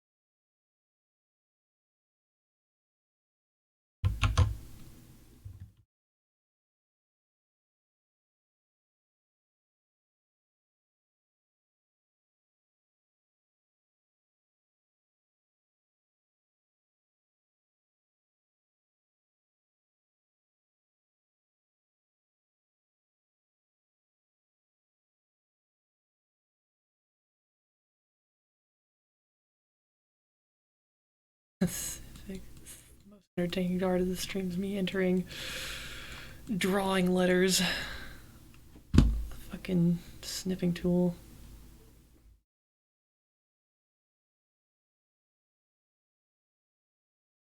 That stuff.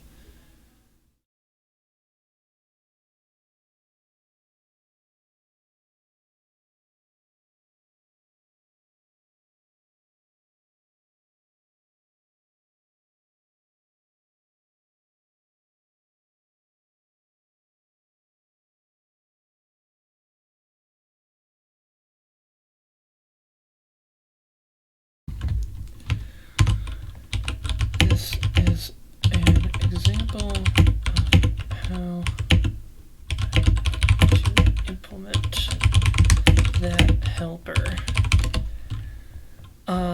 So if I want to implement that helper function, but it takes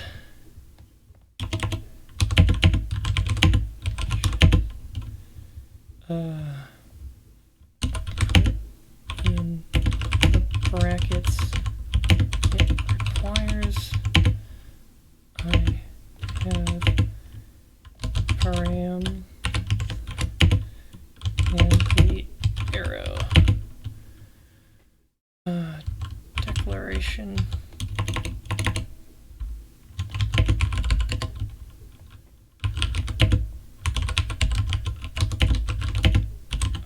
Override the param that I'd like to use, which I declare in the helper function. I guess my question is how I can get the parameter declared in the each in the helper work with the case-specific code.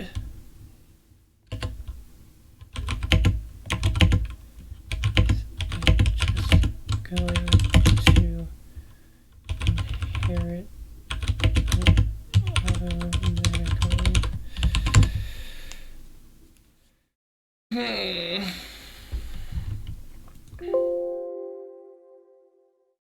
I do this.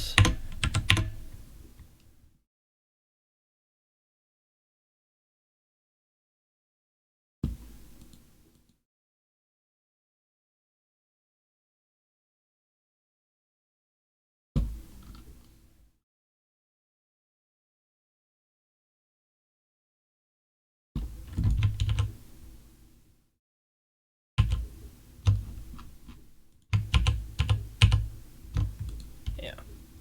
Okay.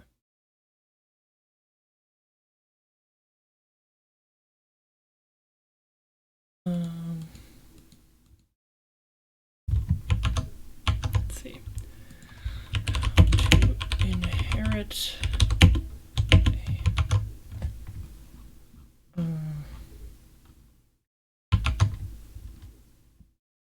parameter from a helper function into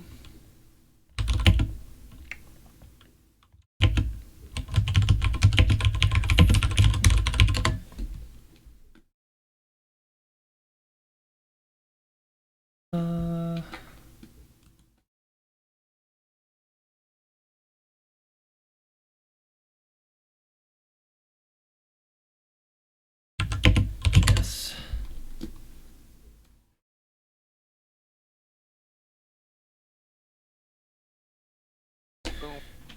Boom.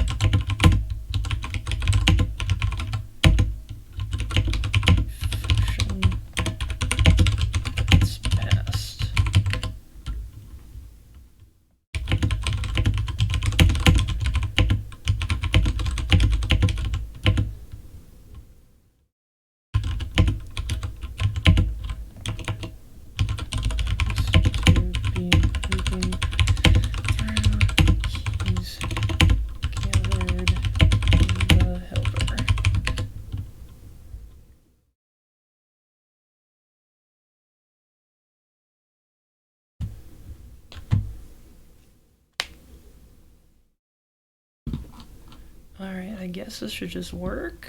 Then you're telling me that this value should just inherit from this value? I'm not sure if that's the case, but I don't really have any choice but to believe them. There we go.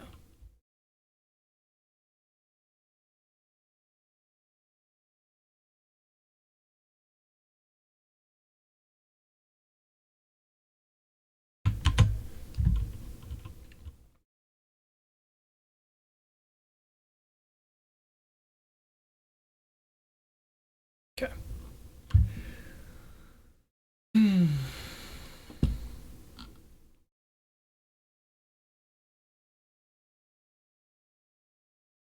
But I guess I gotta try it.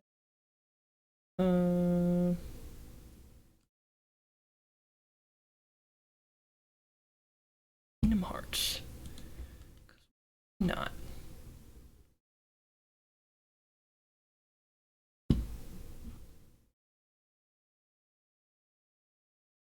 Take a leap. Commit odds.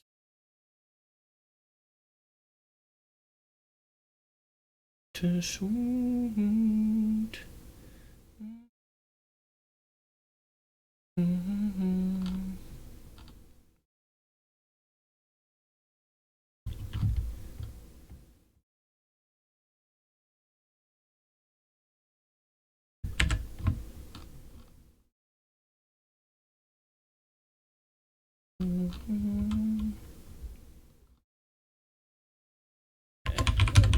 Scan helper.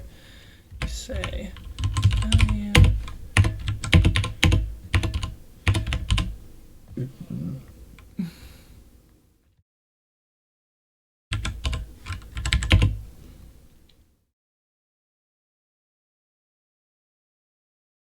These and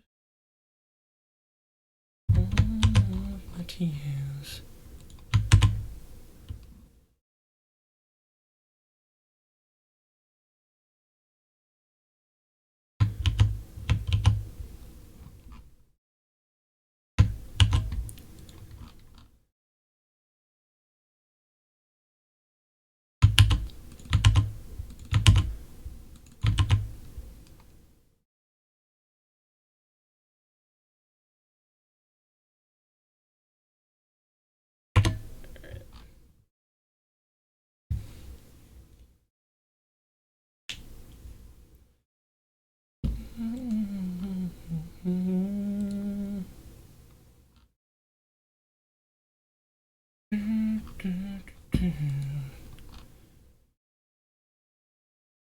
Should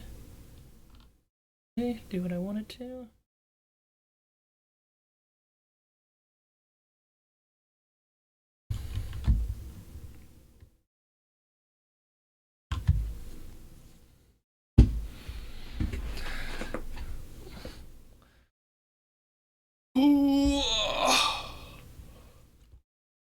Okay.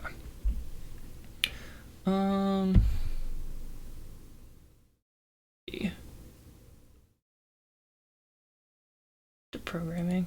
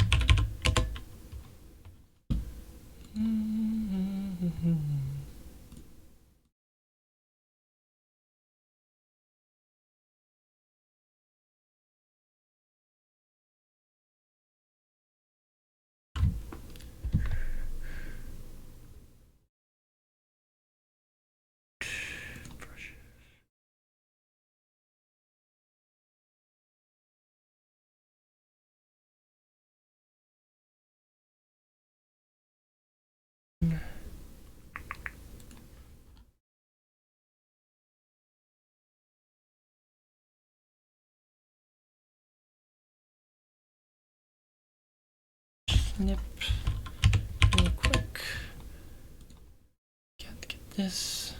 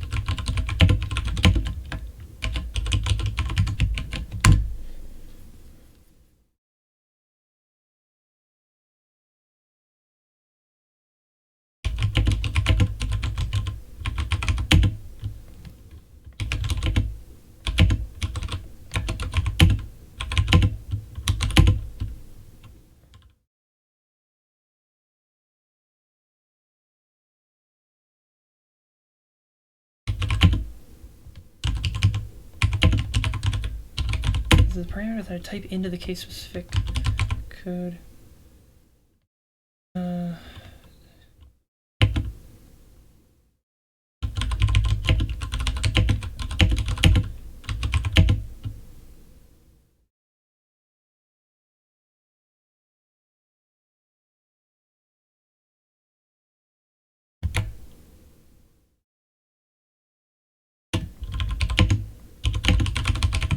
Alright.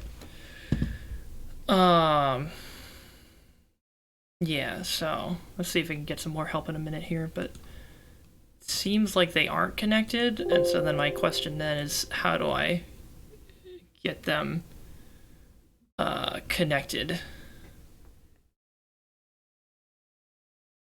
Change the name.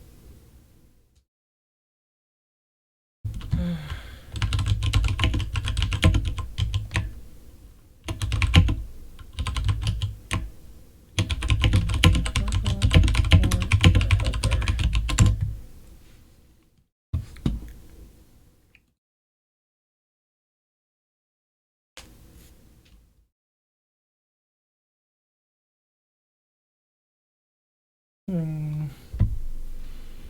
says to change the name of one of these, but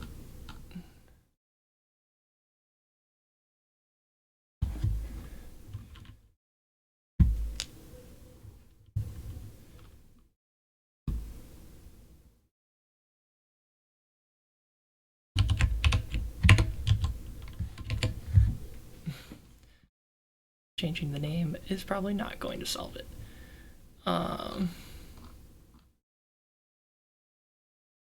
What did he say? He said, looks like a param closure issues. Param closure issues, JS. Closures. Closure is a combination of a function bundled together and closed, which references to its surrounding state, the lexical environment. In other words, a closure gives you access to an outer function scope from an inner function. JavaScript closures are created every time a function is created at function creation time. Consider the following code. Function init, display name, use variable declared in parent function. Okay.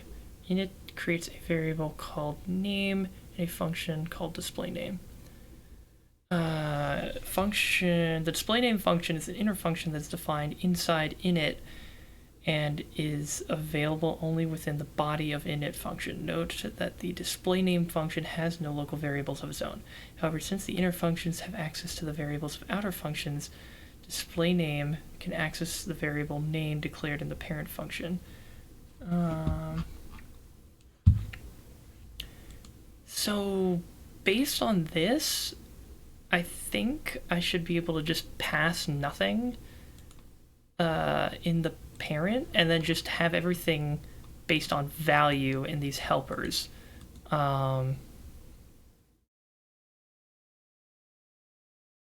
pass value. Just assume that values pass because there's value up here.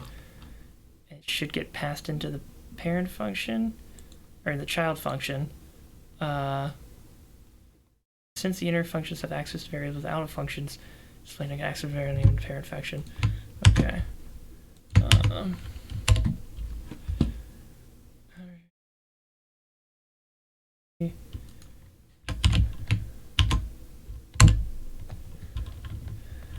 Reading this makes me think that I can just put empty parens in the local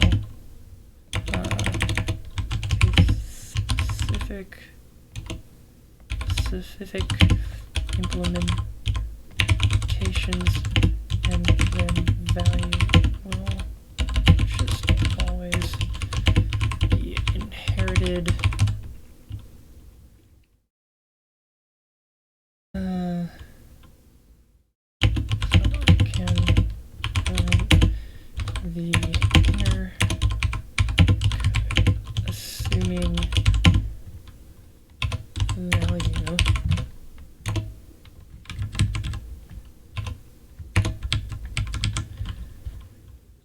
will be there.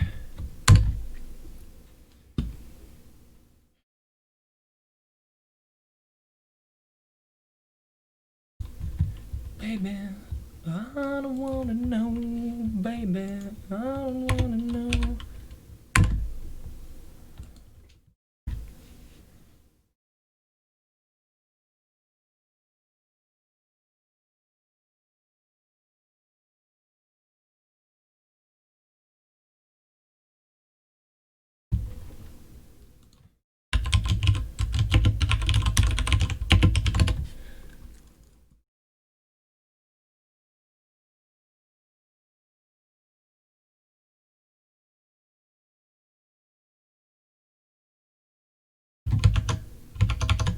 I'm understanding lambdas correctly. That a function can be sent into another function.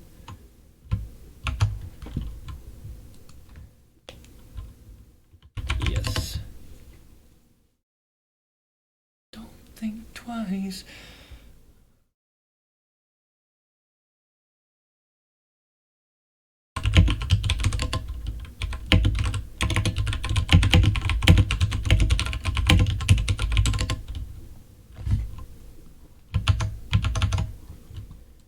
Okay.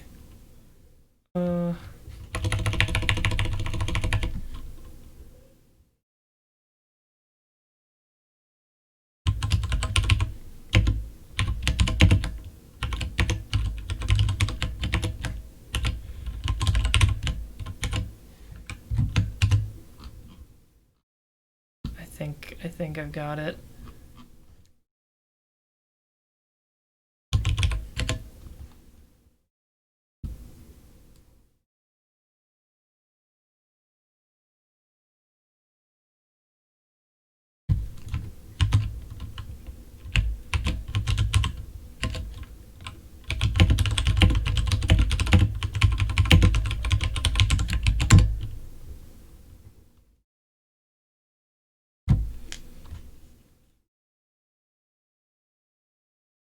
I think that should do it, because then it can pass it.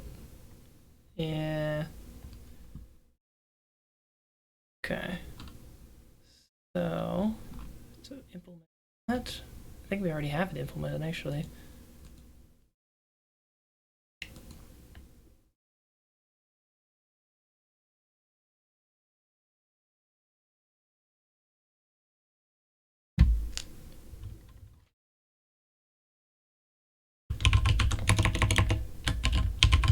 Alright, apparently you can just do it without even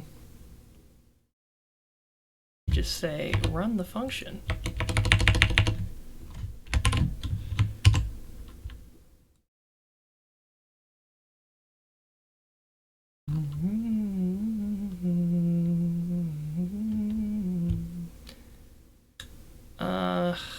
Well, that's the case, then I could just run it on each of the keys and then just rename these back to hashes. So, here. Value. There we go. Name. Not gonna be super useful if I just keep it as a value because we know it's a hash.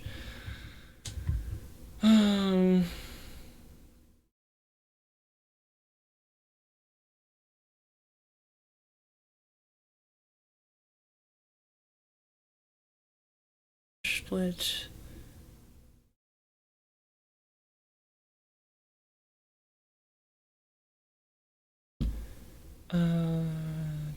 Redis client set hash channel add value yada yada.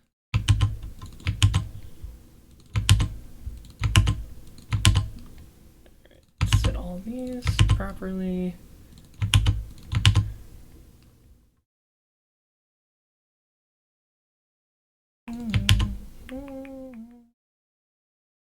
Okay. The only time did new cursor value is the first element.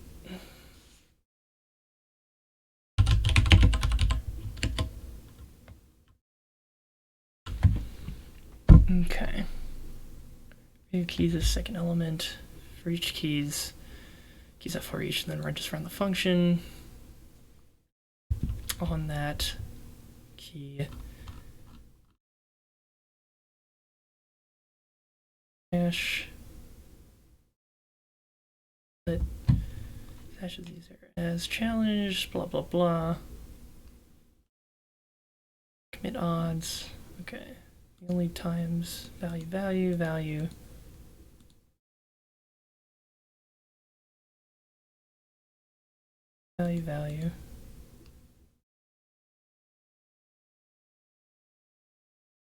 Oh wait. Nope.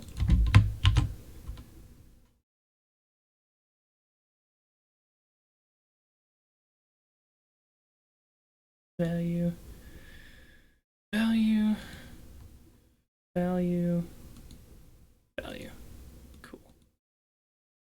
Cool. Okay.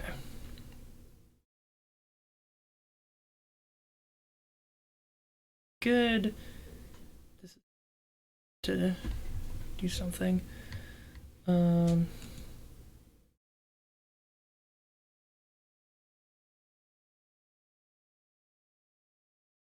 So again, cursor, keys, blah blah blah. Okay.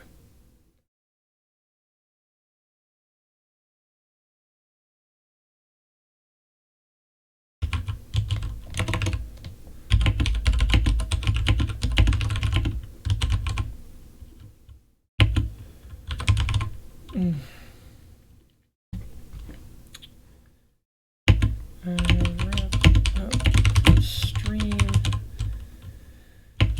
6.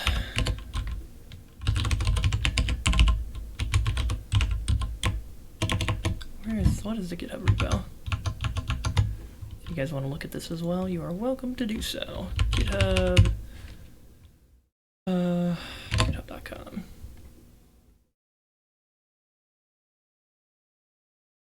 Those hotspot.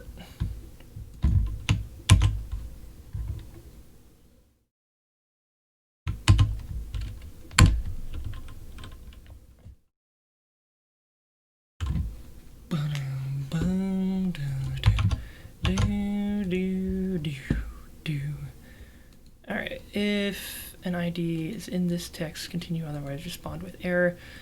Okay. Challenged. So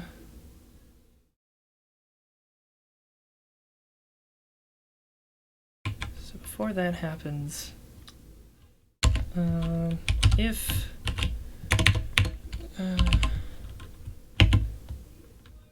the can only initiate /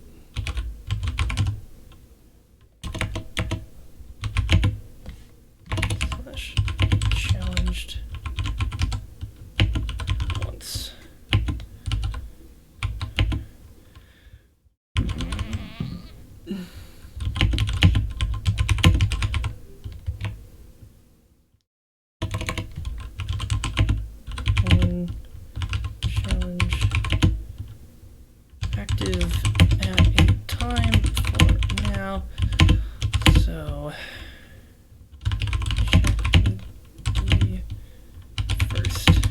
see if there are any and handle that case.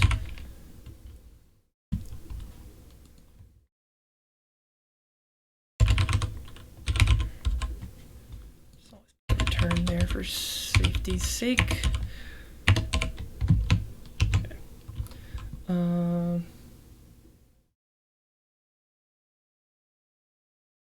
Only have one, yeah. Write a scan helper, and we say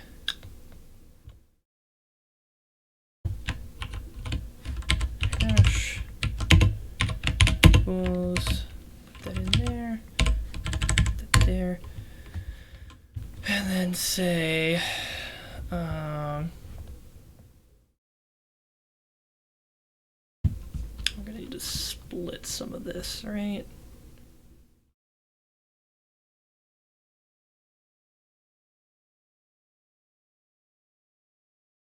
Yeah, involve parties. Copy that. All right.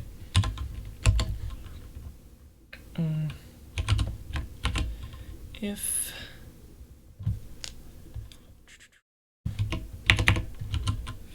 for each, involve parties dot for each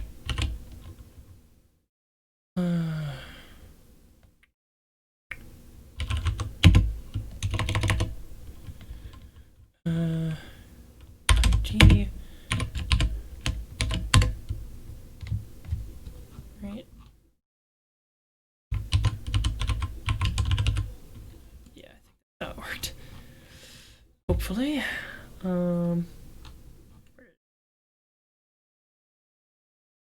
For each ID, if ID equals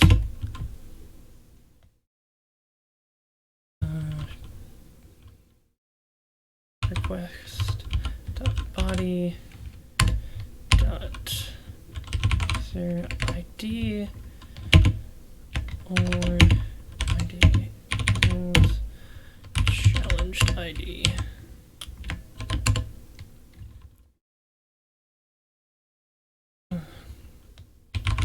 Turn respond.json.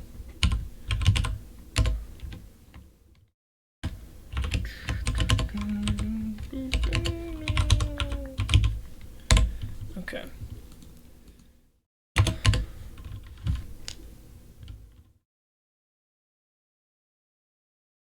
Text, I think. Yeah, text. You have an outstanding challenge with someone else.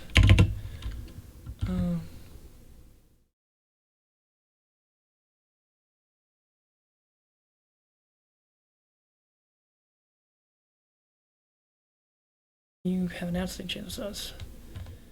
Resolve that first, or cancel it with slash cancel odds. Okay.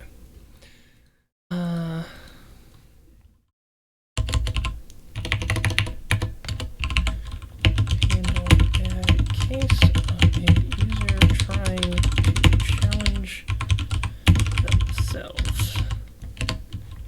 If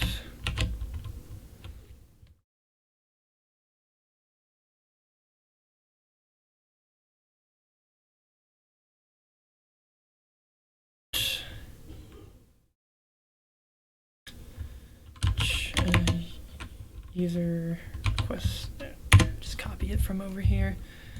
Request body array is equal to challenged D, then respond to JSON.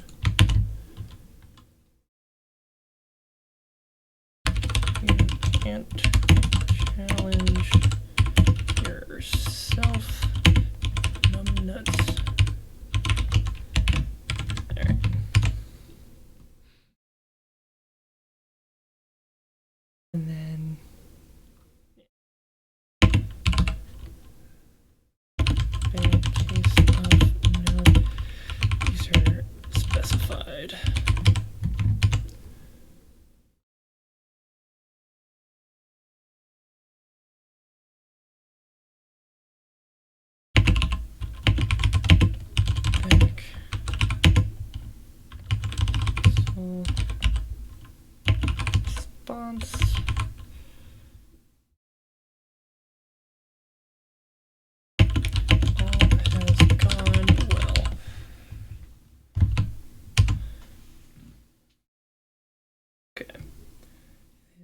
challenge themselves. Grab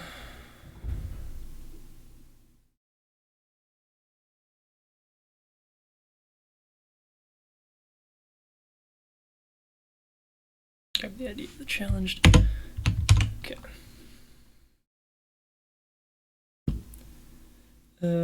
Slack command.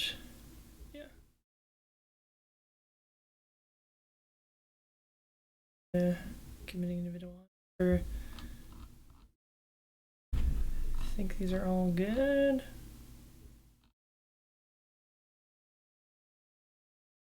All right.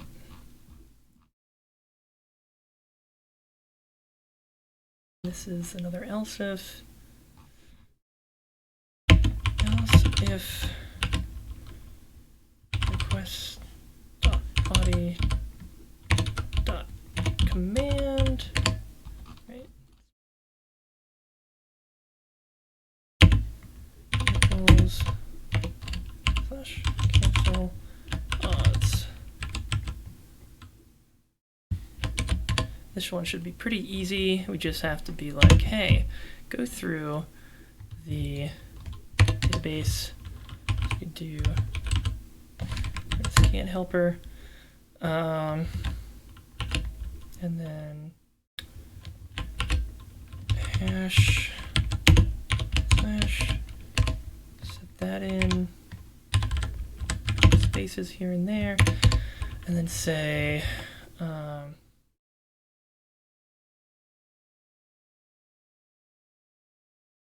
parties. It's been pretty useful. There we go. All parties hash split, and then involve parties dot for each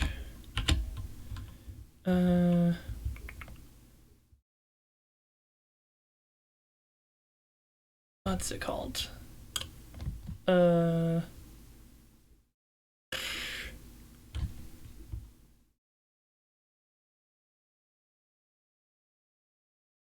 We did it up here, right?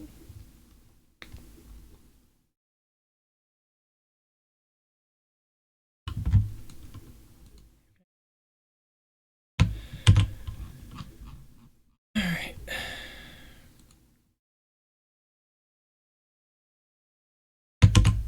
There we go. Okay. If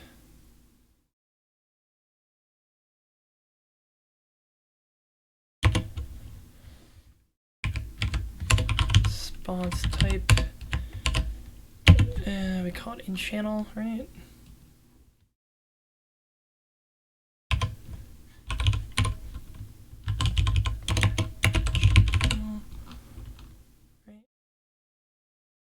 In channel underscores.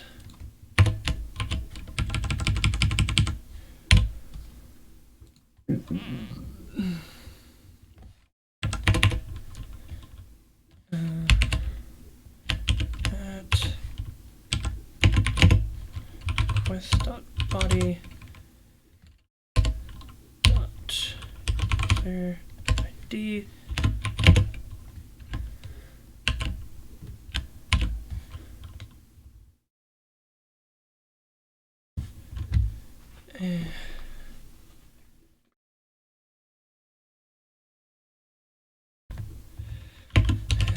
canceled your challenge.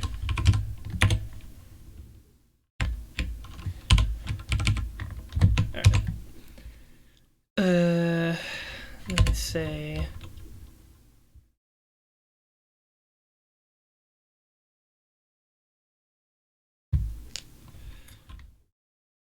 Lotus client dot delete.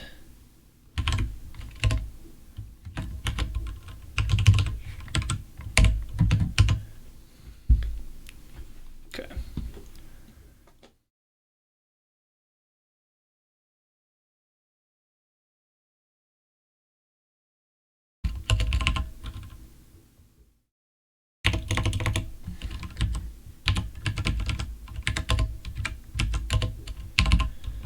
How do we canceling an outstanding odds challenge?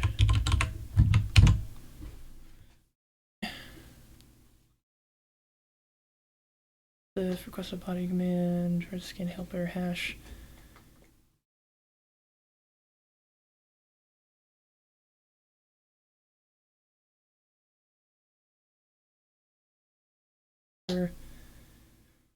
It, find it.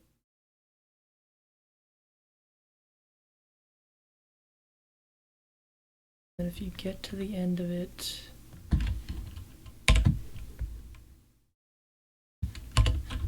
then we say JSON.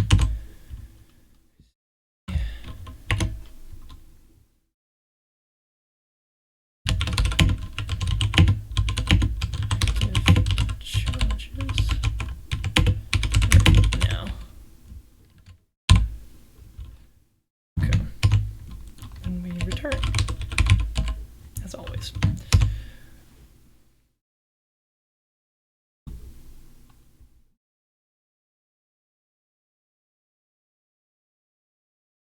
I think that should be everything. I'll do a quick flush of the database just to be sure. But I think that should be it. /command handler. Redundant.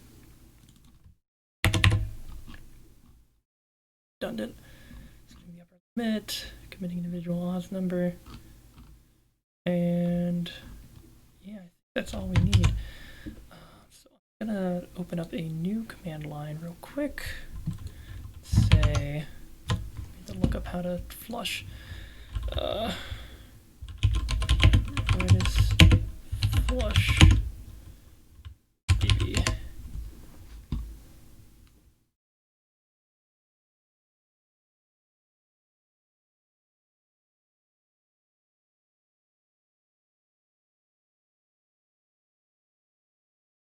This is how to do it in code.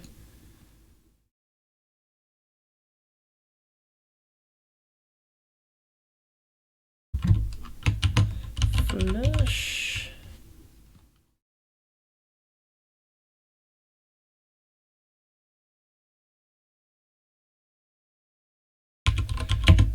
Flush Redis db from command line.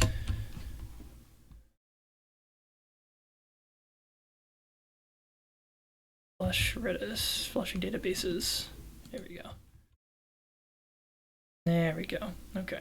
So I'll have to get the host name, which I'll pull over to the side here. Which means I also have to pull over my node work for just a second. And then we log in, new page, fill this space, and now we can go to code.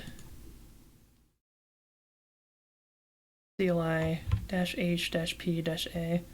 flush all. Okay. So Redis-CLI-H. Then we go to the env, get the host name.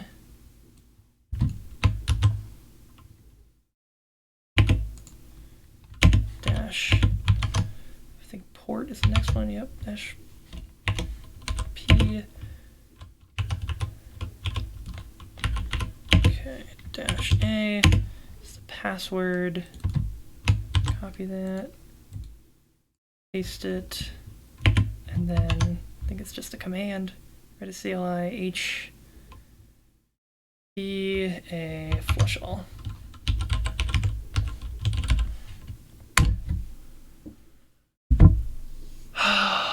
What do you mean? What do you mean? I was just doing it there. Do I not have Redis CLI installed? I don't understand.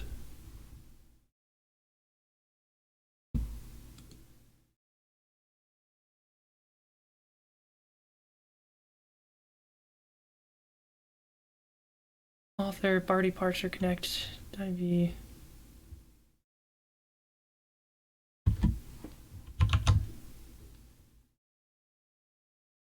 Redis CLI, run this. Okay.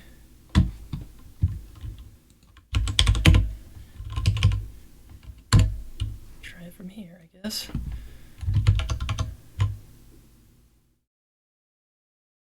Be able to do it though.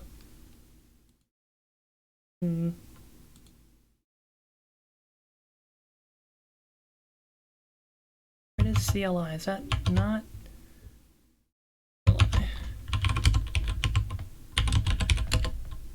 Really? Why is that the case? How about if I do it from here? Does this work? No. What the fuck, Richard? I did this before. This should be installed. Okay, how about...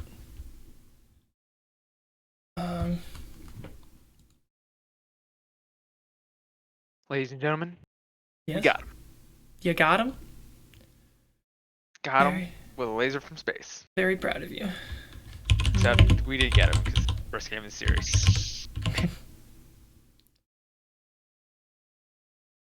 Many times you were like, oh, Kane's dead, we got him. Oh, he's not dead. God damn. He's never dead, actually. And we've already got errors on is only valid in async function. Well, okay. I guess I'll need to check on that in a second. I have to use the restroom right now, though. So please hold.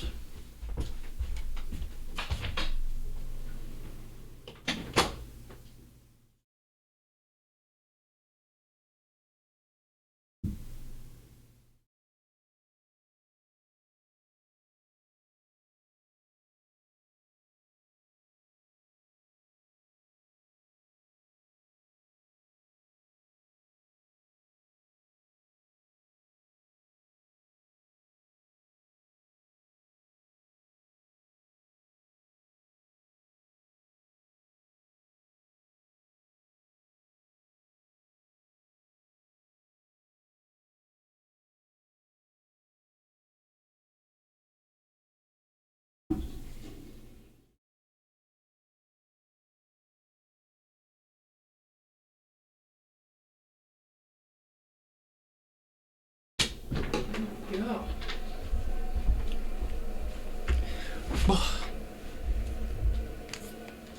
Okay. Let's see.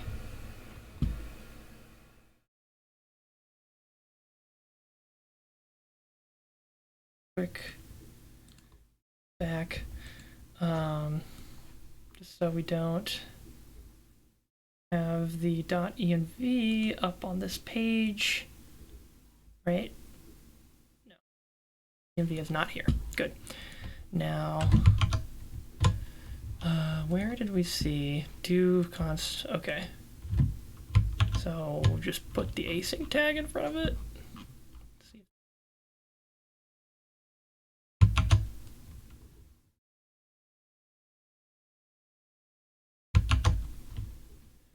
Equals async. How about that? Does that work? Now do node index.js. There we go. On port 3000. Now what happens if I do nope, can't even type things in there. All right, let me just try doing npm install.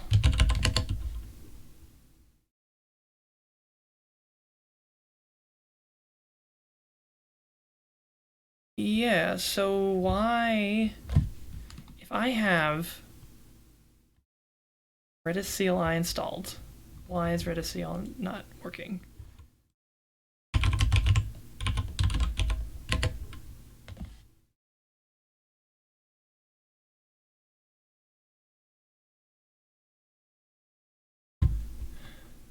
Term Redis CLI is not recognized as the name commandlet. Function, script file, or operable program. Check the spelling of the name. The spelling of the name is fucking correct. bastards. I'm literally going to...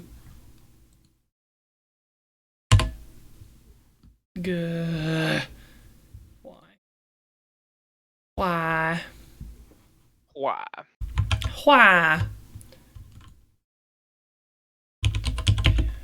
This CLI. How about that?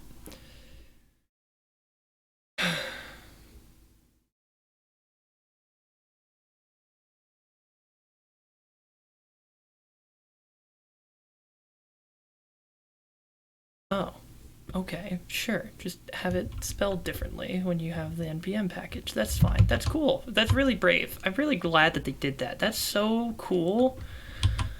Oh my god. I'm furious. Oh my god. Of course. Okay. RDCLI dash H. Now we need to pull out the .env again. Drop it in. Dash P 8 dash A flush all. There we go. Now, all right, Dante, I gotta is off for dinner time. bounce off. All right. You want to play some Siege later? I might be down for Siege later. Okay. Perhaps we will fuck around with that then. Let's see. But until then, have fun with dinner. Indeed. Au revoir. Index.js. Cool. All right. So now we have a completely. Oh God.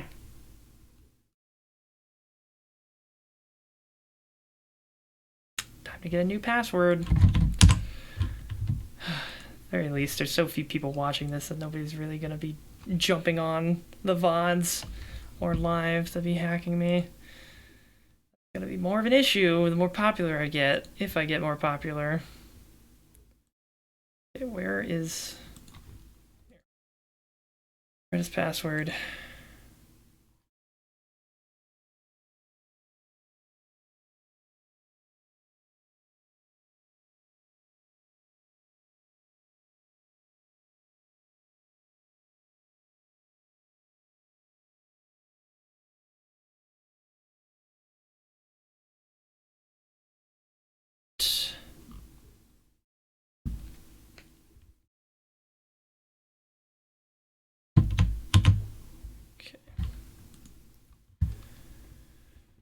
Volatile LRU. Cool. Updated.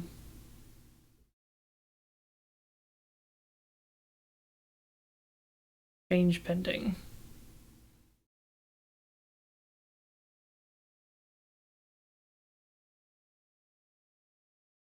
To the .env. We go back into the password area. We replace it. And then we close it. So it's not showing. That's kind of big brained, you know, but you always forget about that. Okay, anyways. Cool. Ngrok is still running, and all of the commands should be set up correctly. Let's find out. Slack 3F969 82 good. Good. Commit odds. Yes. Cancel. Okay, I think everything is ready. Everything's been flushed. And so I think the last thing we need to do is just try it out. I just need a test subject because I can't be adding myself anymore. But I should test that as a case anyways. Okay.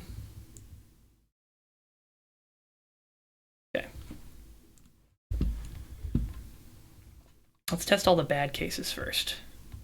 Let's go to bot spam. Say /odds. You need to specify challenging / odds myself. You can't challenge yourself. Excellent. Let's say set odds. You have a challenge / commit odds. Commit challenge / cancel odds.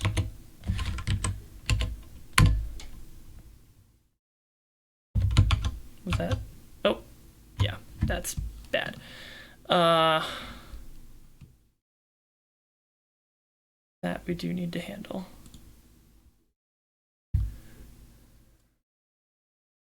Storage of undefined. Okay.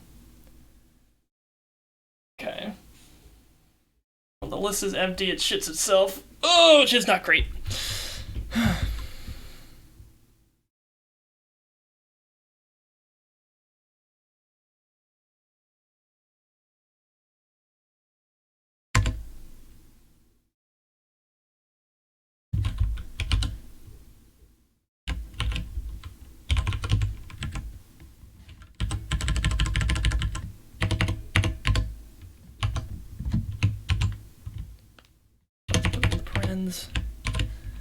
It's a little bit of extra space, but it's not the end of the world.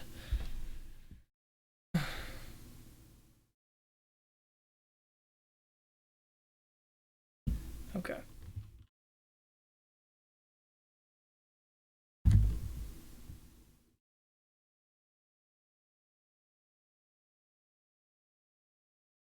Handles that. Yeah, okay. Cool. Sweet. Alright, save that. Okay. Now all these should be fine.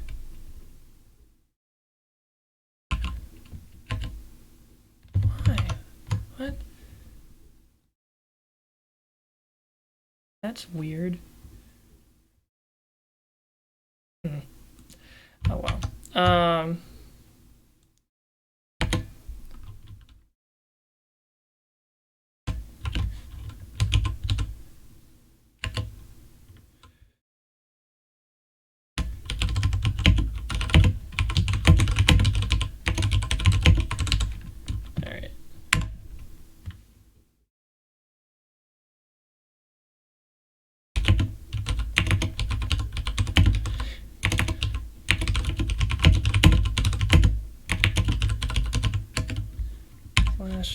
/ odds at Angla.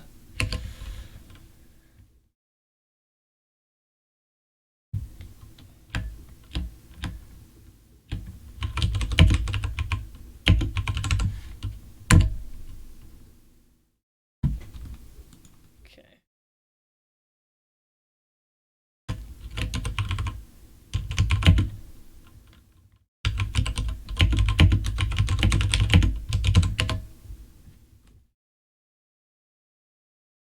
Save it. Alright.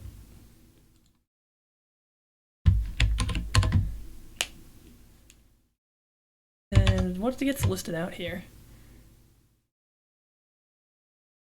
Fatal error? What the fuck? Oh, jeez. Promise map.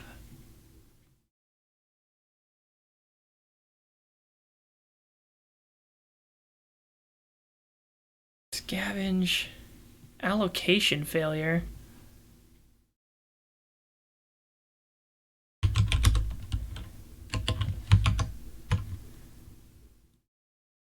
That was in croc reading. I got a 200. So what's the problem?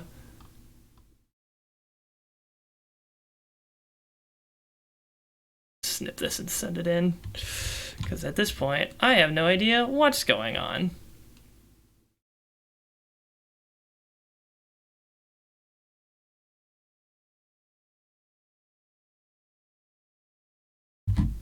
Okay. Ineffective mark compacts and your heap limit allocation failed.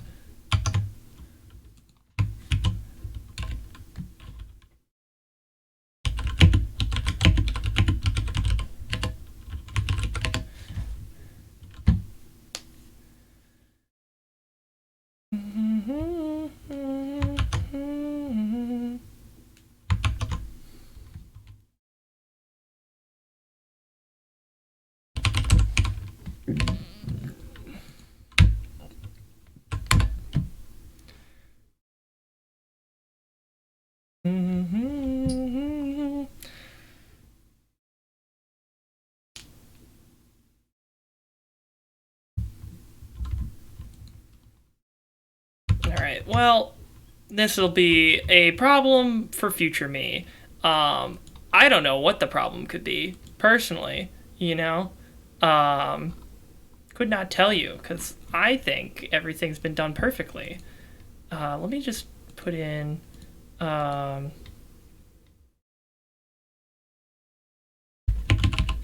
check if parties...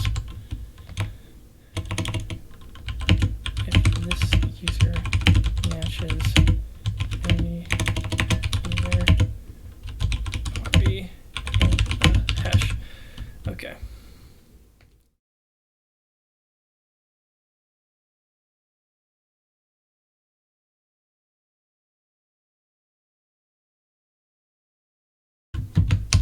Yeah, this should...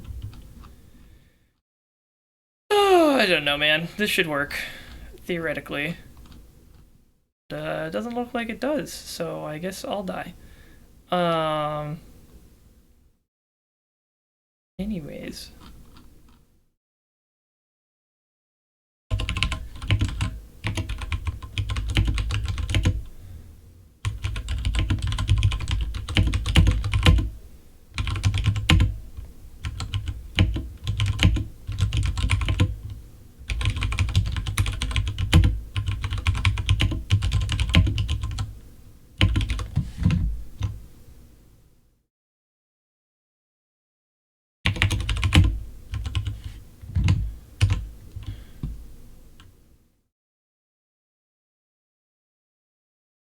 I think everything's decently commented now.